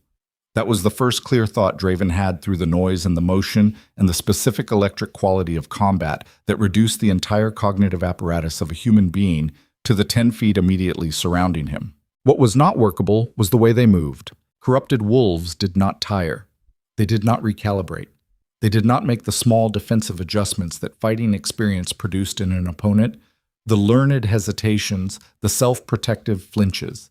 They came forward on the same vector with the same pressure, regardless of what had been done to them previously. And the accumulated effect of this was that fighting them was less like fighting an opponent and more like fighting a current. The kind of current that did not push back against resistance but simply continued forward with a consistency that ground you down by outlasting rather than overpowering. Draven had fought in 6 campaigns.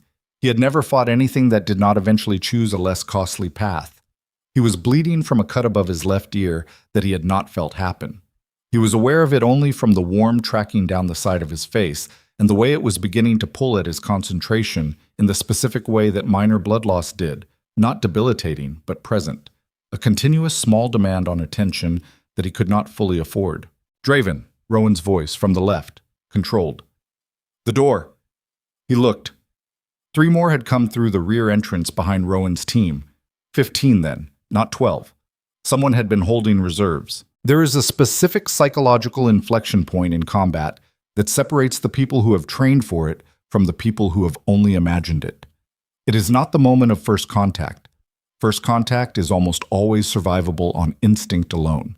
It is the moment when the shape of the engagement becomes clear, when you can see the full architecture of what you are inside, and the architecture is worse than you prepared for. That is the moment when the body floods with a chemical cocktail that is trying to solve a biological problem with an ancient response calibrated for a world simpler than this one. And the measure of a fighter is not whether they feel it. Every fighter feels it. The measure is what they do in the half second before the body's response takes over from the mind's. Draven used that half second. He looked at the full floor. 8 soldiers. Himself. Rowan. Nysera Vale with her iron bar, which she had already used once. Seraphina against the wall with Kael, who was the reason all of this was happening, and also the factor he could least afford to think about while managing everything else.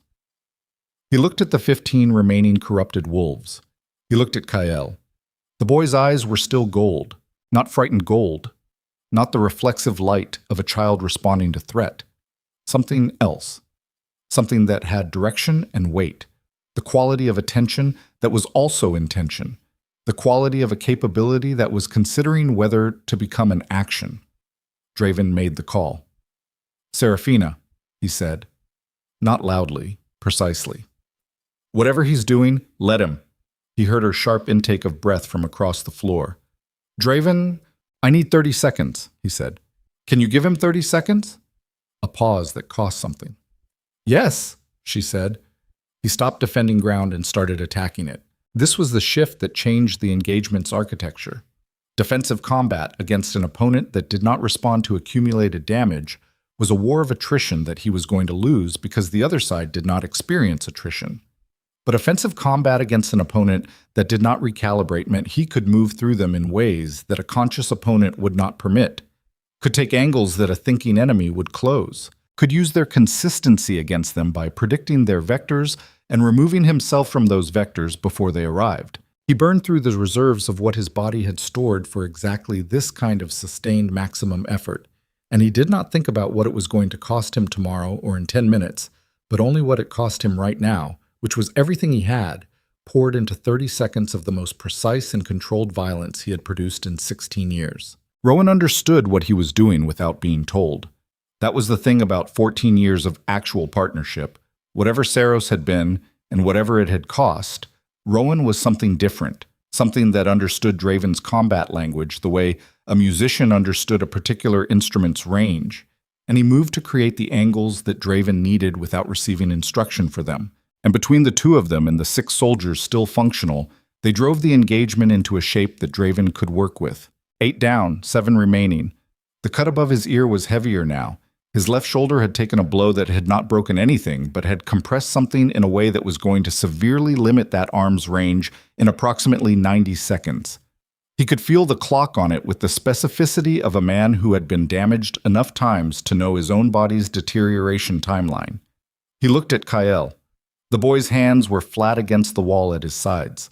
The air around him had changed. There was no other way to describe it. The air had changed, the way air changed before a lightning strike. That specific charged quality, that pressure differential, the sense of something building toward an expression that the physical world had not yet been asked to contain. It lifted the hair on Draven's forearms through the fabric of his shirt, and it made the corrupted wolves hesitate for the first time in the engagement, a collective half-second pause that had no mechanical explanation because they did not respond to threat the way conscious creatures did. They responded to this. Kael exhaled. The gold light expanded.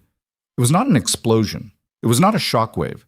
It was more like the room had been dark and someone had turned on a light, except the light had physical weight, and that weight pressed outward from the boy in a ring that expanded at walking pace, not running pace, and everything it passed through that was operating on the corrupted current stopped operating on it. Not destroyed, stopped.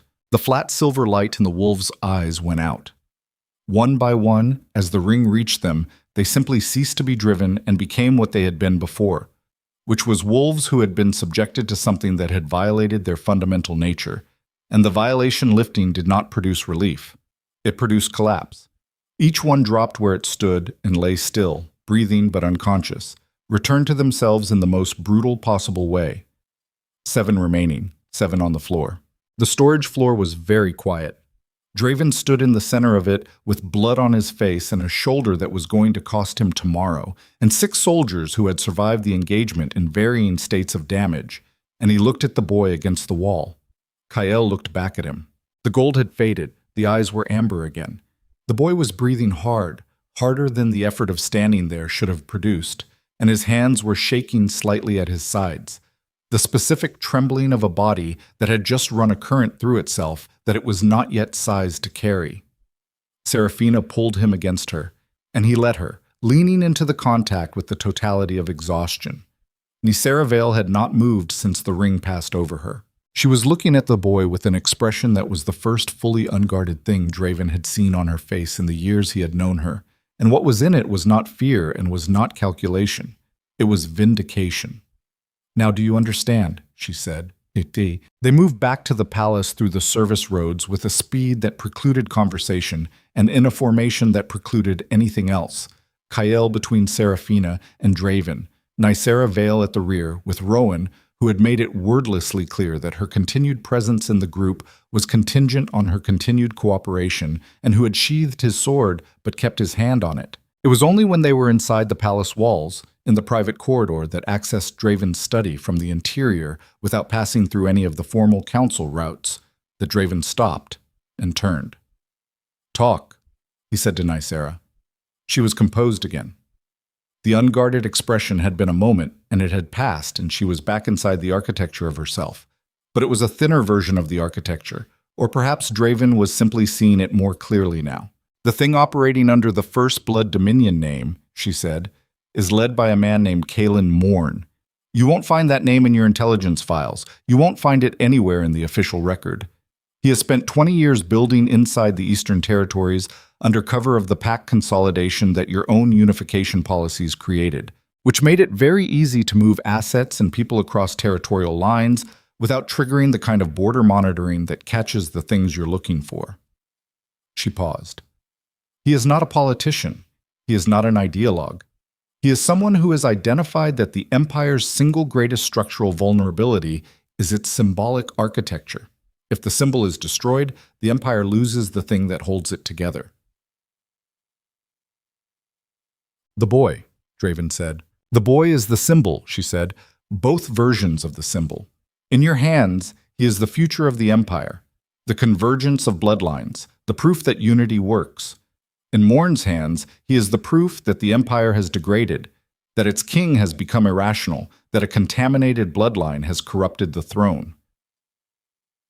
She looked at Kael, who was sitting with Seraphina on the study's low bench, and who was listening with the careful attention of a child who had understood for a long time that conversations about him were the conversations that mattered most. "What you saw tonight was a probe. Morn sent those wolves to test the boy's response, to see what he does under pressure, to see what he is." "He got his answer," Seraphina said. "He got part of it," Nicera said. "What he saw was power he didn't fully anticipate. That makes him more dangerous, not less, because he will recalibrate, and he will come with something sized for what he saw tonight." When? Draven said. The Festival of Crowns is in 3 days, Nysair said. The full Imperial Court assembles. Every bloodline house representative, every pack elder, every territory administrator, the largest single gathering of the Empire's structural leadership that occurs in any given year. She looked at him steadily. It is the only occasion on which Morn can do what he intends to do publicly and permanently. He needs witnesses. He needs the Empire to see its symbol broken. He's going to move at the festival, Draven said. He's going to move at the festival, she confirmed. The room held this for a moment. Rowan spoke from the doorway. You knew this timeline before you took the child. Yes, Nysair said. You used him to get to us because you needed the king's resources to stop something you couldn't stop alone. Yes, she said again. No deflection, no elaboration. And the exile, Draven said. 7 years ago, the forged documentation, the testimony. He looked at her. You did that to expose the vulnerability in the network, to draw out who was already inside my council. Something moved in Nysair Veil's face. No, she said. The single syllable was flat and undecorated. No, she said again. I did that because I believed at the time that the child was the threat, not Morn's threat, my own version of the same calculation. I believed the convergence bloodline was too unstable, too powerful, too outside any governance structure that existed, and that removing it from the Empire's equation was the correct strategic decision. She paused. I was wrong. It took me 4 years to understand how wrong, and by then the exile was done, and I had already lost control of the organization I had built to the thing that Morn had been building inside it. She looked at Seraphina. Seraphina looked back at her. There was no performance in either of them. I am not asking for forgiveness, Nysair said. I am not asking for anything except the use of your resources for the next 3 days, because if Morn succeeds at the Festival of Crowns, there will not be an empire left to forgive or condemn anyone. Seraphina looked at her for a long moment. You'll get the 3 days, she said. What you do with the rest of your life after that is between you and the consequences. Nysair Veil nodded once. It was the nod of someone accepting a verdict they had known was coming. Shout. The 3 days before the Festival of Crowns were the kind of days that rewrote people. This is the thing that extended conflict does. That short conflict cannot. A battle changes circumstances. A siege changes character. 3 days of sustained preparation for a confrontation whose outcome could not be predicted and whose cost could not be capped began to produce in Draven's palace the specific transformation that happened to people when the thing they were afraid of became so immediate that fear ceased to be useful and was replaced by something colder and more functional. Seiros was confined to his quarters with a guard that he had not attempted to circumvent, which told Draven something about the old soldier that he had not expected, which was that at the threshold, when confronted directly, Seiros had not fought. He had sat down with the expression of a man who had been carrying something too heavy for too long and had finally been told he could put it down. Draven went to see him on the second day. The old soldier was at the window when Draven came in, looking at the training grounds below, where junior soldiers ran drills with the indifference of people who did not yet know how close the world was to changing. What did she have? Draven said. Seiros did not turn. A son, he said, that I didn't know I had. She found him 20 years ago in the Eastern Territories, and she has had him since then, and every decision I made was made with his continued safety as the price. He paused. He's 31 years old. He runs a mill outside a village called Greyholt. He has a wife and 2 daughters. Another pause. He doesn't know I exist. Draven stood in the room with this. You spent 14 years protecting a man you've never spoken to, he said. I spent 14 years being the kind of father I should have been 20 years ago, Seiros said. It cost other people things they shouldn't have had to pay. I know that. He finally turned. The siege engine face was worn in a way it had not been in the council chamber 2 days ago. Whatever happens after this, make sure they're protected. The mill, the family.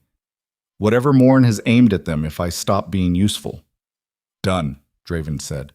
He meant it the way he meant things now, which was without the cushioning layer of political calculation, without the management posture, without the half-second between decision and commitment. He had spent 3 days burning that layer off, and what was left was simpler and harder and more expensive to operate, and he was beginning to understand it was also more accurate. He left Seros at the window. The night before the Festival of Crowns, Draven found Seraphina in the East Wing courtyard garden. She was sitting on a low stone bench with her face tipped up toward the sky, which was the posture she took when she was done with the interior of a situation and needed to be outside of it for a moment. He had seen it twice in Thornveil, once when Kyle had done something that frightened her, and once when the weather had been particularly bad for 3 consecutive days, and she had sat outside in it anyway. He sat beside her without asking. She did not move away. They were quiet for a while. The courtyard was cool and smelled of the late-season herbs that still held on in the stone planters, and of the stone itself, which held warmth from the day's sun longer than wood or soil did. "He asked me tonight," she said, "if you were his father." Draven was very still. "What did you tell him?" he said. "I told him yes," she said, simply. The word sat between them. "I told him," she continued, "that the situation was complicated in ways that were about adults making decisions that had nothing to do with him, which is the most honest thing you can tell a child about the things adults have done to each other. I told him that complicated didn't mean wrong, and that right now what mattered was that the people who loved him were the people in the room with him." She paused.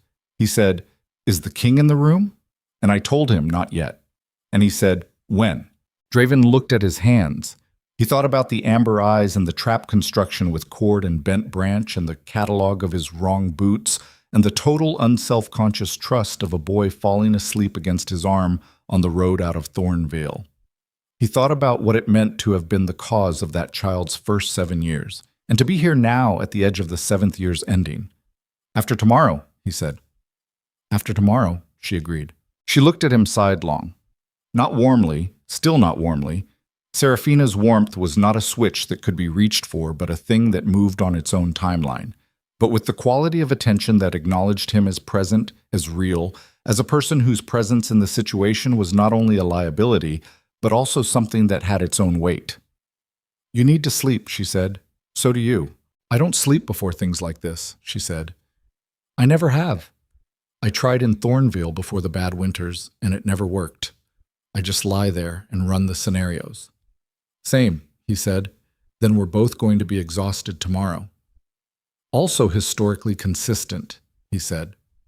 Something moved in her face, not quite a smile, but the specific arrangement of features that preceded one, briefly, before the situation reclaimed it. "Draven," she said. "Yes, whatever happens tomorrow. Whatever he does. Whatever that power is, and wherever it came from, and whatever nice Thornveil says it means." She looked at him directly. "He is a 7-year-old boy. That is the first thing he is. Not a symbol, not a convergence point, not a weapon or a shield or a political argument." Her voice was level and completely without wavering. "That is the line. Whatever else we decide about the Empire, and about us, and about what comes after, he is a child first." "Yes," Draven said. Not as a strategic acknowledgement, as a fact he had committed to. She held his gaze for a moment longer. Then she looked back at the sky. The Festival of Crowns assembled at the Central Palace Plaza as it had for 200 years. Every bloodline house, every pack elder who had traveled from the outer territories, every territory administrator who maintained the functional reality of the Empire outside Moonspire's walls. The plaza accommodated 4,000, and it was full, which meant the sound it produced was the specific dense hum of gathered human presence. Not quite crowd noise, but not quiet. The aggregate sound of 4,000 people maintaining the controlled public behavior required by the occasion. Draven stood at the top of the plaza steps in full ceremonial dress for the first time since before Thornveil. The crown was on his head. The armor beneath the ceremonial coat was functional, not decorative. Rowan had insisted and Draven had not argued it. Beside him, at his left, stood Seraphina. Beside her, holding her hand with both of his, stood Kyle. The boy had worn the best clothes Mira could find in 3 days that fit a 7-year-old, which were not ceremonial and were not impressive and were simply clean and well-made, and he stood with his chin level and his amber eyes moving systematically across the 4,000 faces below him with the cataloging attention that was simply his nature. Draven looked out at the plaza. He looked for Morn. Thornveil, standing 3 steps below and to the right, had given them a description and a probable location. Left quadrant, near the Bloodline House representatives, close enough to the plaza's acoustic center that whatever he intended to do would be heard by maximum numbers. Draven found him in 40 seconds. A man of perhaps 50. Unremarkable in the specific way of someone who had spent decades practicing it, the kind of face that belonged to every gathering without belonging to any of them. He was standing beside a lord of the Eastern Houses who was standing beside 2 men whose posture suggested military background without displaying it. He had not looked at the steps yet. He was looking at the crowd, which meant he was not watching for Draven's move. He was watching for his own people's cues. Whatever he had brought to the Festival of Crowns was already inside it. Draven looked at Rowan, who was at the base of the stairs with 8 soldiers. He looked at Thornveil. She was already looking at him. She had already seen Morn. And the expression on her face was the unguarded one again, the vindication one, but with something underneath it now, something that was not strategic and was not calculated, something that looked like the expression of a woman who had spent 20 years building toward a moment and had arrived at it and found that arriving at it felt completely different from how she had imagined. It looked like fear, the kind of fear that was not about physical danger, the kind that came from understanding, finally and completely, that the thing you had set in motion was larger than you, had always been larger than you, and was about to become something that neither you nor anyone else was going to be able to contain. Draven looked at the plaza. Morn raised one hand. 3 things happened simultaneously. The corrupted wolves came through the eastern and western entrances to the plaza. Not a probe this time, not 15, but something in the range of 100, moving with the wrong lurching consistency of bodies driven by external will, and the crowd's controlled public behavior shattered in a single collective instant of biological terror. A massive barrier of dark energy slammed down across the plaza's northern exits, cutting off retreat. And Kalen Morn finally looked at the steps. He looked at Draven, he looked at Kyle, and he smiled. It was the smile of a man who had waited 20 years for a 7-year-old boy to be in front of 4,000 witnesses at the moment he chose to show them what a king built on a contaminated bloodline actually produced. Draven felt Kyle's hand tighten in Seraphina's. He felt the shift in the air. He felt the pressure differential, the charged quality, the sense of something building. He looked at his son. Kyle looked back at him. "Dad," the boy said. Not loudly, just to him. And whatever Draven Ashborne had been made of before that word arrived, he was made of something different now, something that had no name in the Empire's administrative records, or its military doctrine, or its 16 years of accumulated political intelligence, something that did not calculate and did not manage and did not protect the architecture of anything, something that simply would not let the world harm this child. He stepped forward. Morn's smile widened. The 100 corrupted wolves began to move, and on the steps of the Imperial Palace, with 4,000 witnesses and a blood-red moon beginning to rise over the towers of Moonspire, the Empire's last king and its first son stepped into the light together.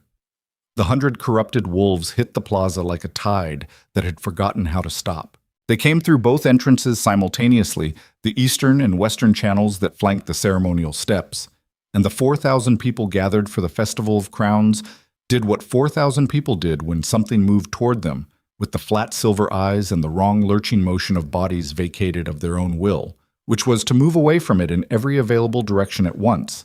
And the sound that produced was not screaming exactly, but the aggregate of screaming. The dense human frequency of collective terror compressed into a space that had been designed for ceremony, and not for this. Draven came down the steps, not retreating up them, not holding the high ground, not managing the engagement from a position of tactical advantage. He came down them because the 100 wolves were moving toward the crowd, and the crowd was moving toward the barrier at the northern exits, and the barrier was not moving at all. And the space between the crowd and the barrier and the wolves was going to become a killing ground in approximately 40 seconds, unless something changed the architecture of the engagement immediately. He was the something. This is the calculus that command produces in its most reduced form, not the calculus of politics or strategy or the long-term consequences of institutional decisions. The calculus of right now, this moment, this 40 seconds. What is needed and who has the capacity to provide it, and what does providing it cost? Draven had been running that calculus for 16 years in the administrative language of an empire. He was running it now in the only language that mattered, which was the language of a body moving toward a thing that needed to be stopped. Rowan was already at the base of the stairs with his 8 soldiers fanning into the first contact line.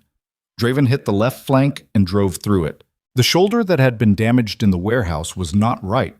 He had known it would not be right, and it made the first 3 engagements harder than they should have been and cost him 2 openings he would normally have used and produced in their absence, a reliance on his right side that shifted his balance in ways he had to compensate for in real time. This is the reality of fighting when the body has already been used. Not the clean mechanics of training, but the grimy arithmetic of a machine running on diminishing reserves, where every action has to be slightly adjusted for what the previous actions have taken, where the plan in your mind and the capacity in your limbs have a gap between them that grows with every minute. He compensated. He compensated because the alternative was not compensating, which was not available. The crowd had found some movement toward the plaza's southern exits, the ones the barrier had not closed, and Serafina had done something on the steps behind him that he registered peripherally but could not turn to examine, which was to take Kael by the hand and move him not away from the plaza, but toward the center of it, which was not the direction Draven had intended, and which he had to trust she had a reason for because he had no capacity to question it. Morn was still in the left quadrant. He had not moved since raising his hand. He stood with the stillness of a man who was not a combatant, but a conductor, and the corrupted wolves were the instrument, and the thing he was conducting was not a battle, but a demonstration. 4,000 witnesses to the Empire's failure. 4,000 people watching their king bleed on the steps of his own palace, while something he had claimed to have under control consumed the city's ceremonial center. That was the performance. That was what 20 years of patience had been building toward. Draven understood this with the part of his mind that was not managing the immediate engagement, the part that processed context in the background, and understanding it changed the tactical calculation. Because if it was a performance, then the audience was the point, and the way to disrupt a performance was not to fight harder, but to change what the audience saw. He looked for Nycera Vale. She was at the edge of the first contact line, doing something that Draven had not anticipated, which was talking, not fighting. Standing at the edge of the chaos with 3 pack elders who had not yet fled, and talking to them with the specific focused intensity of someone making an argument under deadline. The pack elders were listening. Whatever she was saying, they were listening to it with the quality of people who were being given information they needed and had not had. Draven filed this and moved. The thing that people who have not stood in large-scale violence do not understand is that it is not continuous. It is not the sustained wave of noise and motion that distance makes it appear to be. Up close, in the body of it, it is a series of discrete moments separated by fractional pauses, and those pauses are where everything that matters actually happens. The decision to move left instead of right, the look exchanged between 2 people who are both still standing, the sound from a direction you haven't been watching that tells you something has changed. Draven lived in those pauses. He had been living in them for 6 campaigns over 16 years, and the accumulated experience of them had produced in him a capability that had no formal name, but that his soldiers had described in various ways over the years, all of which amounted to the same thing, which was that in the middle of the worst situations he became more specific rather than less, more present rather than more dispersed, more himself rather than less. He did not know what to call this quality. He only knew that it was the thing that had kept him alive longer than it had kept other men, and that it was operating now with the full clarity that the situation demanded. He was halfway through the second engagement cluster when he felt it. Not heard it, not saw it, felt it. The same pressure differential that had filled the warehouse, the same charged quality in the air, but larger, the way a river was larger than a stream, the way the thing that the stream had been practicing being was larger than the practice. He turned. Kael was standing in the center of the plaza. Serafina stood 3 feet behind him. She had brought him here, to the center, to the highest concentration of witnesses, to the place where whatever happened would happen in front of everyone. Draven did not know when she had decided this, but he understood it with the instantaneous comprehension of a man looking at a decision that had already been made correctly. The boy's eyes were gold, not the contained gold of the warehouse, This was something with more diameter and more depth, the gold of something that had been asked to operate at a scale it had been approaching all its life and had now arrived at. His hands were at his sides, his feet were planted. His face had the expression of a child who was doing something very difficult with a concentration so complete that there was no room in it for fear. Around him, in a ring that expanded slowly outward with each breath he took, the air carried light. Not fire, not the light of anything burning. Something else. Something that had the quality of clarity rather than heat, that made the shapes of things more defined rather than dissolving them, that pressed against the corrupted current in the wolves, not by overpowering it, but by being incompatible with it. The way certain things are incompatible, not through opposition, but through nature. The corrupted wolves in the nearest ring stopped, then the ones beyond them, then the ones at the outer edge of the plaza, not all at once. Sequentially, as the ring reached them, and each one that stopped went to its knees and then to the ground, the possession lifting, the silver light going out, the wolves returning to themselves, and the graceless collapse of bodies suddenly required to manage their own weight again. The 4,000 people in the plaza had stopped moving. This was not the stillness of fear.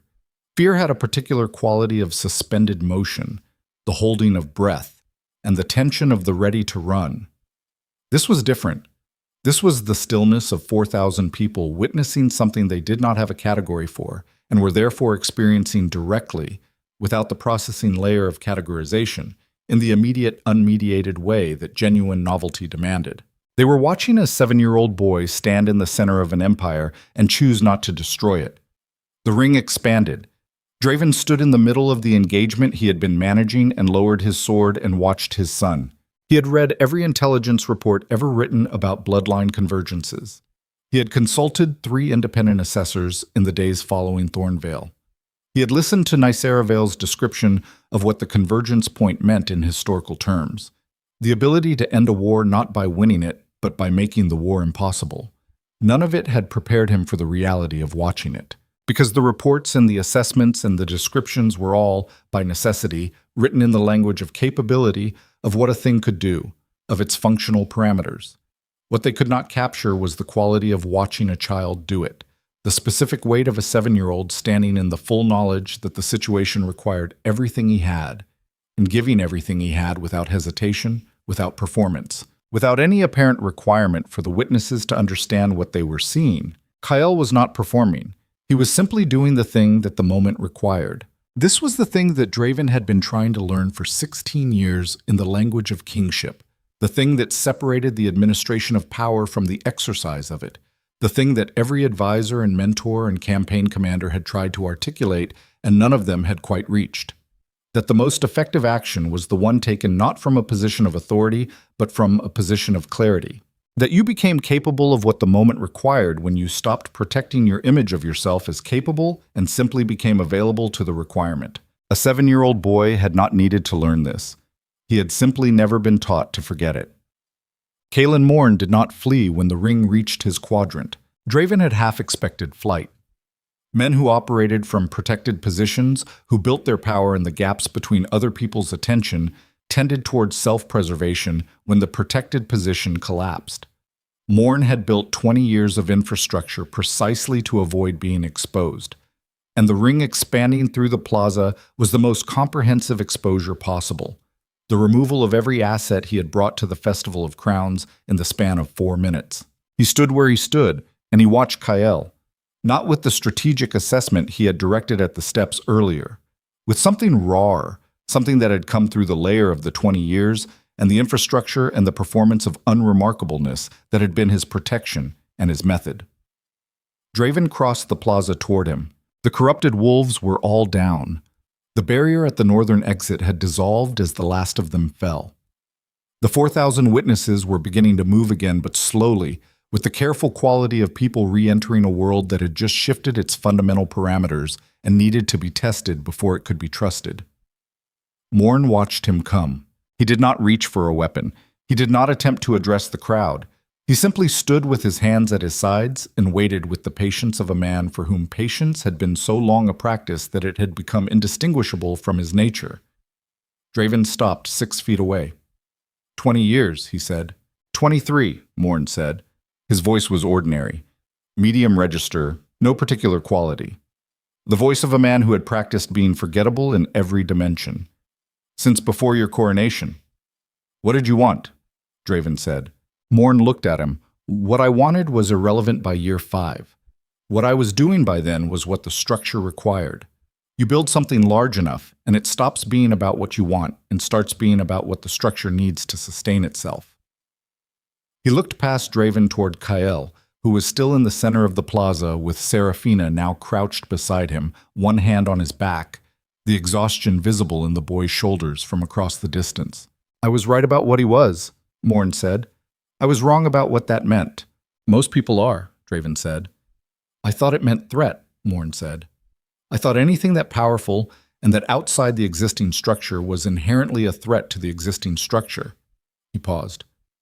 I didn't account for the possibility that the existing structure deserved to be threatened. Draven looked at him for a long moment. There is a particular temptation in the moment of victory that histories tend to record as righteousness, but that is in reality something more complicated, which is the temptation to make the defeated opponent into something simple. To reduce 20 years of patient destructive intelligence into a comprehensible villainy that can be named and condemned and disposed of. It is the temptation of narrative, of the clean ending that wraps the complexity into a shape the mind can close around. Draven did not take it.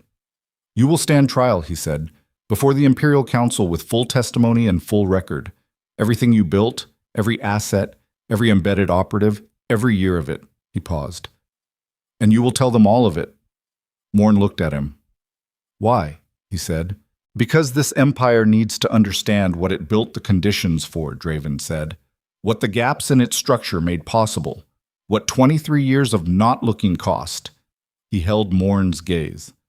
You don't get to be a secret. Not anymore. Rowan appeared at Draven's shoulder. Morn went with him without resistance. Thornveil was sitting on the steps when Draven came back to them. Not the ceremonial steps. The lower access steps at the plaza's edge. The ones used by the administrative staff during festivals. The ones that had no symbolic weight. She was sitting on them with her elbows on her knees and her face in her hands, not weeping, just existing in a posture that had no performance in it, that was simply a body finding the configuration that cost the least. Draven sat beside her. She did not move. The pack elders, he said. I told them the truth, she said, from behind her hands. All of it. What the First Blood Dominion was originally. What it became. What I did 7 years ago and why. What the last 3 years have been. She lowered her hands. Her face was the face underneath the architecture, the unguarded one, the one that appeared when there was nothing left to protect. 2 of them want me tried. 1 of them wants me exiled. She paused. The third one said he'd heard worse. What do you want? Draven said. She looked at him. It was clearly not a question she had been asked in a long time, possibly ever, in any context that mattered. I don't know, she said. I have spent so long wanting the right version of the Empire that I forgot to want anything about my own life. She looked at the plaza, at the people moving through it, at the collapsed wolves being carefully managed by Rowan's soldiers, at the structures of the Festival of Crowns standing intact around the evidence of what had just happened within them. I want it to have been worth something, she said at last. Not the 20 years of what I built, the thing I did 7 years ago. I want Seraphina to have survived it in a way that meant something instead of only suffering it. You should tell her that, Draven said. She'll tell me it's not her job to make my guilt into something useful, Nicera said. Yes, he said. She will. Tell her anyway. A pause. You've changed, she said. Yes, he said. Is it the boy? Draven thought about this with the honesty it deserved. It's everything, he said. The boy is the center of it, but the center isn't the whole thing. It's Seraphina, and it's Saros, and it's Morn, and it's the 23 years I spent building an empire on the assumption that I was seeing it clearly. He looked at his hands. When everything you've built comes apart in 4 days, and you find out the architecture was hollow in ways you didn't examine, you either rebuild the same way or you rebuild differently. The materials are the same. What changes is what you decide the foundation is for. Du meinst, Nysaravale looked at him. "What is it for?" she said. "Not the crown," Draven said. "The crown is what it looks like from the outside. From the inside." He paused. "From the inside, it's a boy in the center of a plaza who has never been taught that other people's safety is not his responsibility." Nysaravale said nothing. She looked at the plaza. She breathed in the autumn air of Moonspire. "I'll stand trial," she said. "Fully, whatever the process requires." "I know," Draven said. He left her on the steps. Seraphina was still in the center of the plaza with Kyle when Draven reached them. The boy was on the ground, not collapsed, simply sitting, with his legs crossed and his hands in his lap, and his eyes back to amber and his entire body carrying the specific depletion of something that had run a current through itself at full capacity and was now running on whatever remained after full capacity. He looked up when Draven crouched in front of him. "Did it work?" Kale said. "Yes," Draven said. "The wolves are okay?" "They will be," Draven said. "What was driving them is gone." The boy nodded slowly, processing this with the same systematic attention he gave everything. Then he looked at Draven directly with the amber eyes that were Seraphina's shade and carried the quality that was his own, the quality of looking at things without the protective layer of pretense. "You came down the steps?" he said. "Yes." "You didn't stay at the top?" "No." Kael looked at this for a moment. "My mom says that the difference between someone with power and someone worth following is whether they go toward the problem or away from it."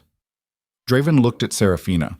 She was watching him with the quality of attention that was also measurement, that was also the long, slow process of a woman who had been given sufficient evidence across 4 days to begin revising an assessment she had every reason to hold permanently.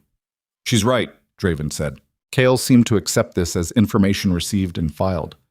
"I'm very tired," he said. "I know," Draven said. "Can I carry you?" The boy looked at him. It was a look that contained, in the way that children's looks sometimes did, more layers than the years available to produce them should have allowed. It was the look of a child who had been managed and assessed and used as a variable in other people's calculations, and who had developed, through the pressure of that, an instinct for recognizing genuine offers. He held up his arms. Draven picked him up. The boy's weight was specific and real, and Draven held it with both arms and felt the damaged shoulder protest, and ignored the protest, and walked with his son across the plaza of his empire under a blood-red moon that was beginning to pale at its edges as the first gray quality of early morning found the sky. Seraphina walked beside him. She did not take his arm. She walked beside him with the independence that was structural to her nature, that was not coldness but its own kind of warmth, the warmth of a person who walked beside you because they chose to and not because the alternative had been removed. They walked back toward the palace together.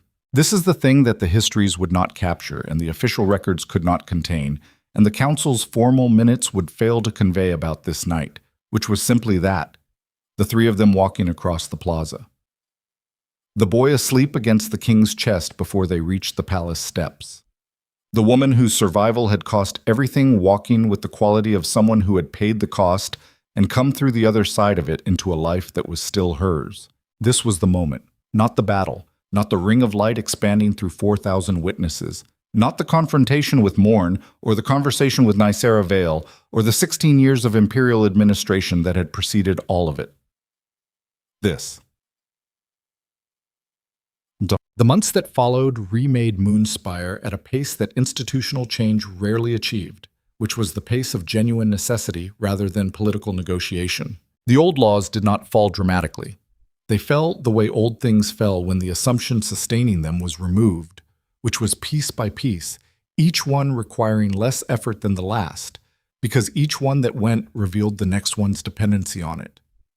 The law that governed Omega status in the imperial court, the law that restricted bloodline recognition to patrilineal documentation, the law that permitted exile without independent judicial review, the law that classified certain abilities as grounds for execution without trial. Each one examined, each one accounted for, each one replaced with something that had been built on a foundation Draven had defined, publicly and on the record, in the session immediately following the Festival of Crowns.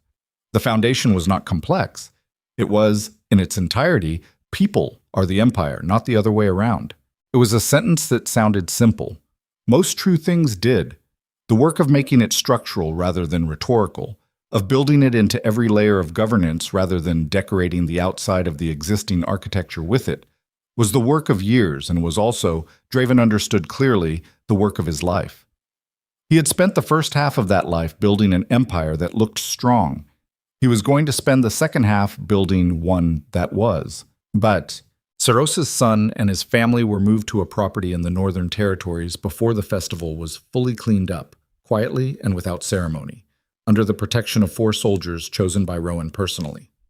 Saros himself stood trial in a closed session of the Imperial Council, full testimony, full record, as Draven had specified for Morn. He was stripped of his commission and his rank and was sentenced to a year of supervised administrative service in the Eastern Territories, where the damage of the last 23 years was most concrete and most in need of repair. On the day the sentence was handed down, Saros stood in the council chamber and looked at Draven and said nothing.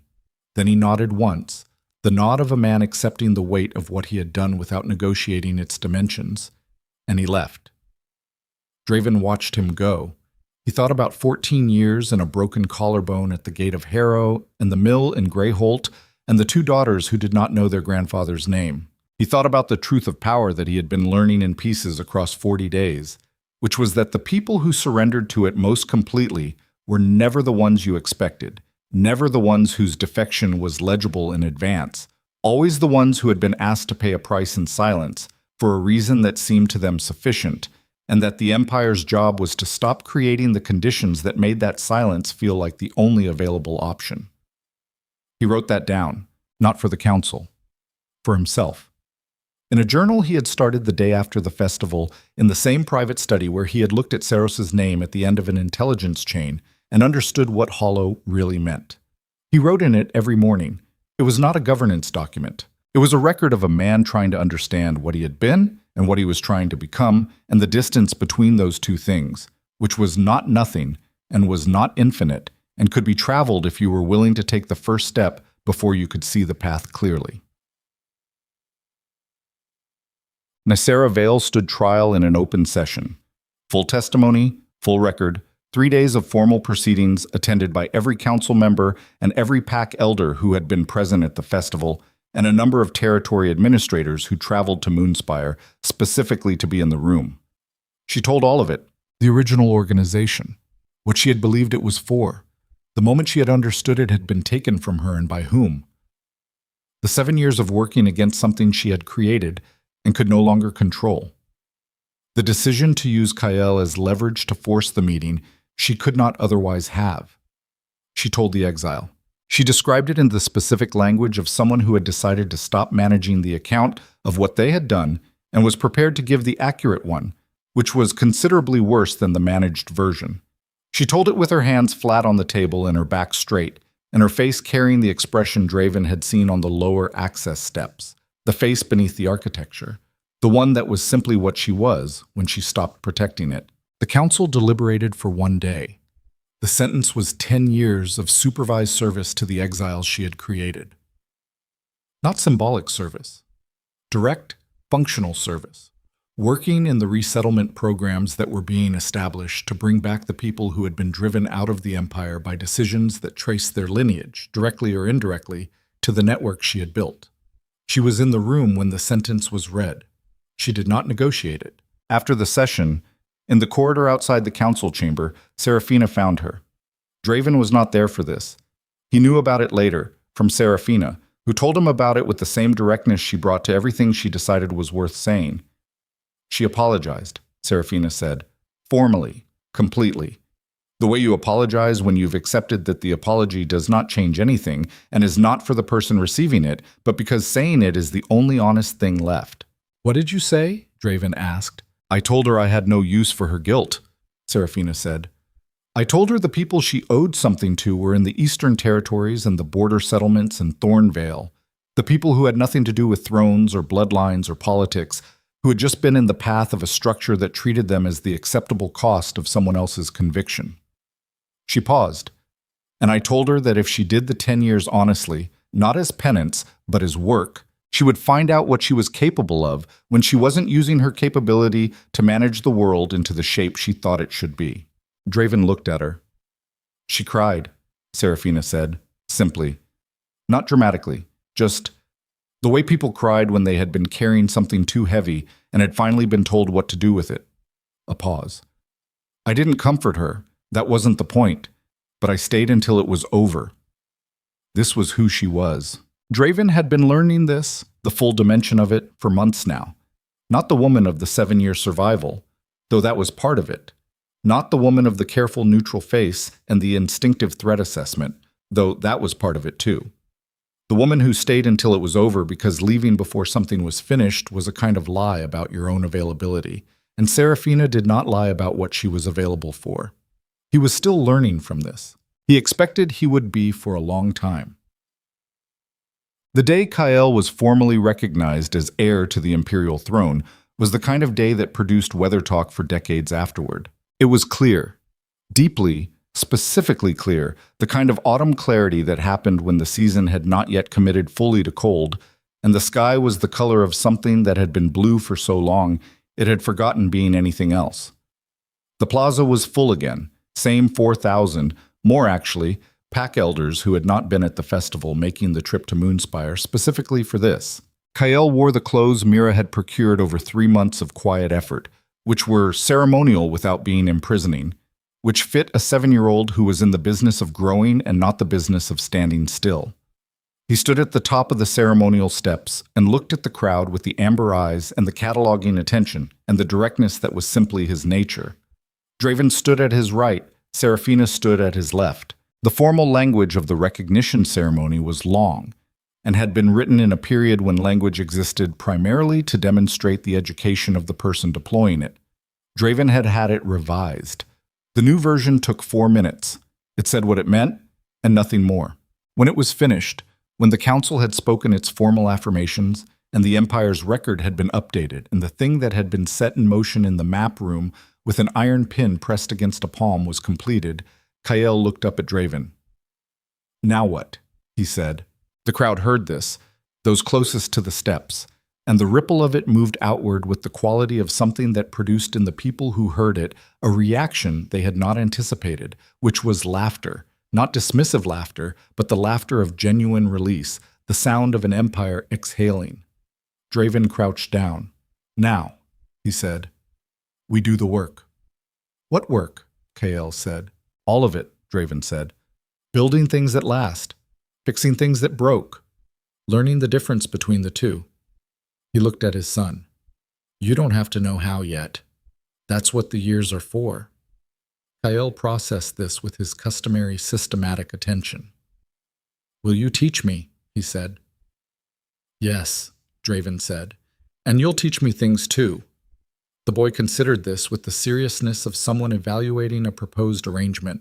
Okay, he said. He held out his hand. Draven took it.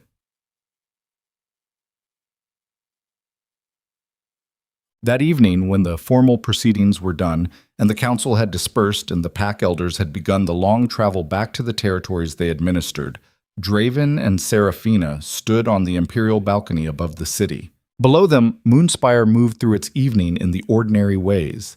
The market quarter was lit with lamps. The training grounds had their last light drills. The residential streets were carrying the specific early evening traffic of people going toward food and warmth. An empire doing what empires did in the gaps between the moments that defined them, which was simply continue. Kael was inside, asleep before the sun had fully finished setting, with the complete totality of a child who had spent the last several months doing extraordinary things and was finally in a place where being ordinary was permitted. Serafina was looking at the city with the expression she had shown him in the courtyard garden, the face-tipped-up quality of someone existing outside the interior of a situation for a moment, taking the air. Draven stood beside her. He did not manufacture a thing to say. He had learned across these months that Serafina's silence was not a space that required filling, but a quality in itself, a form of presence that was entirely her own and that did not require his management. She was the one who spoke. My mother used to say, she said, that you could tell what a person truly valued by what they protected when they had nothing left to protect it with. She was quiet for a moment. I spent 7 years thinking that was about objects, about physical things, the settlement, the food stores, the traps, and the cord. She paused again. It wasn't about objects. No, Draven said. It was about choosing, she said, every day, in a wilderness that did not care whether you chose or not, getting up and choosing what the day was going to be for. She looked at the city. I don't regret Thornveil, she said. I resent what put me there, but I don't regret what it made me. A pause. I know who I am. 7 years of surviving alone does that. Strips everything away until what's left is just the actual thing you are without the circumstance around it. Who are you? Draven said. She looked at him. It was the kind of look that happened at the end of a long road, when the person doing the looking had been given sufficient time and sufficient evidence to reach a conclusion that was not the same conclusion they had started with, and was also not the conclusion they had been working toward, but was instead the one that the actual events had produced. Someone who survived the worst version of a situation and is choosing to be in a different version of it, she said. That's not forgiveness. Forgiveness is a separate process with its own timeline. She held his gaze. It's just choice. Today. This version. Tomorrow, he said. Tomorrow has its own version, she said. I'll choose that one when I get to it. Draven looked at her. He looked at the woman who had spent 7 years in a haunted wilderness teaching a child to make traps from cord and bent branches, and had come back into an empire that had exiled her and had not bent to fit the shape it wanted her to take, and was standing on its highest balcony in the autumn evening, having a conversation about choice in the specific language of someone who understood the word from the inside. He looked at her the way he had failed to look at her 7 years ago, which was completely, without the management layer, without the political architecture, without anything between the looking and the thing being looked at. He did not reach for her hand. He did not need to. They were already standing close enough that the choice to remain standing this close was itself a form of choosing, and that was sufficient for tonight, and tomorrow would have its own version. Below them, Moonspire moved through its evening. Above them, the sky had finished its blue and was moving into the dark with the first stars coming through in the east. Inside, a 7-year-old boy who had changed an empire by refusing to become what the empire's worst version required slept with the complete totality of a child who was finally in a place where tomorrow was not a threat. The king who had ruled through authority, the woman who had refused to surrender, the child who had not been taught to forget who he was. 3 people standing in the space where a different kind of empire was beginning, not the empire of blood and birthright and the careful management of who was permitted to matter, but the empire of the choice made tomorrow morning and the morning after that, the daily unglamorous labor of building something worthy of the people inside it. Power could conquer kingdoms, fear could command armies, but there was a thing that outlasted both, that had outlasted every version of every empire ever assembled, that was not written into laws or carved into palace walls, but was carried in the ordinary lives of ordinary people who had decided that the day in front of them was worth the effort of showing up to it fully. It was not a grand thing. It was the smallest thing, and it was the only thing that had ever built anything that survived. The stars came out over Moonspire. The empire breathed. And on the balcony above a city learning a new language for itself, the 3 people who had paid the most to teach it simply stood in the dark together, which was enough, which was everything, which was the whole truth of it distilled to its most essential form. Enough.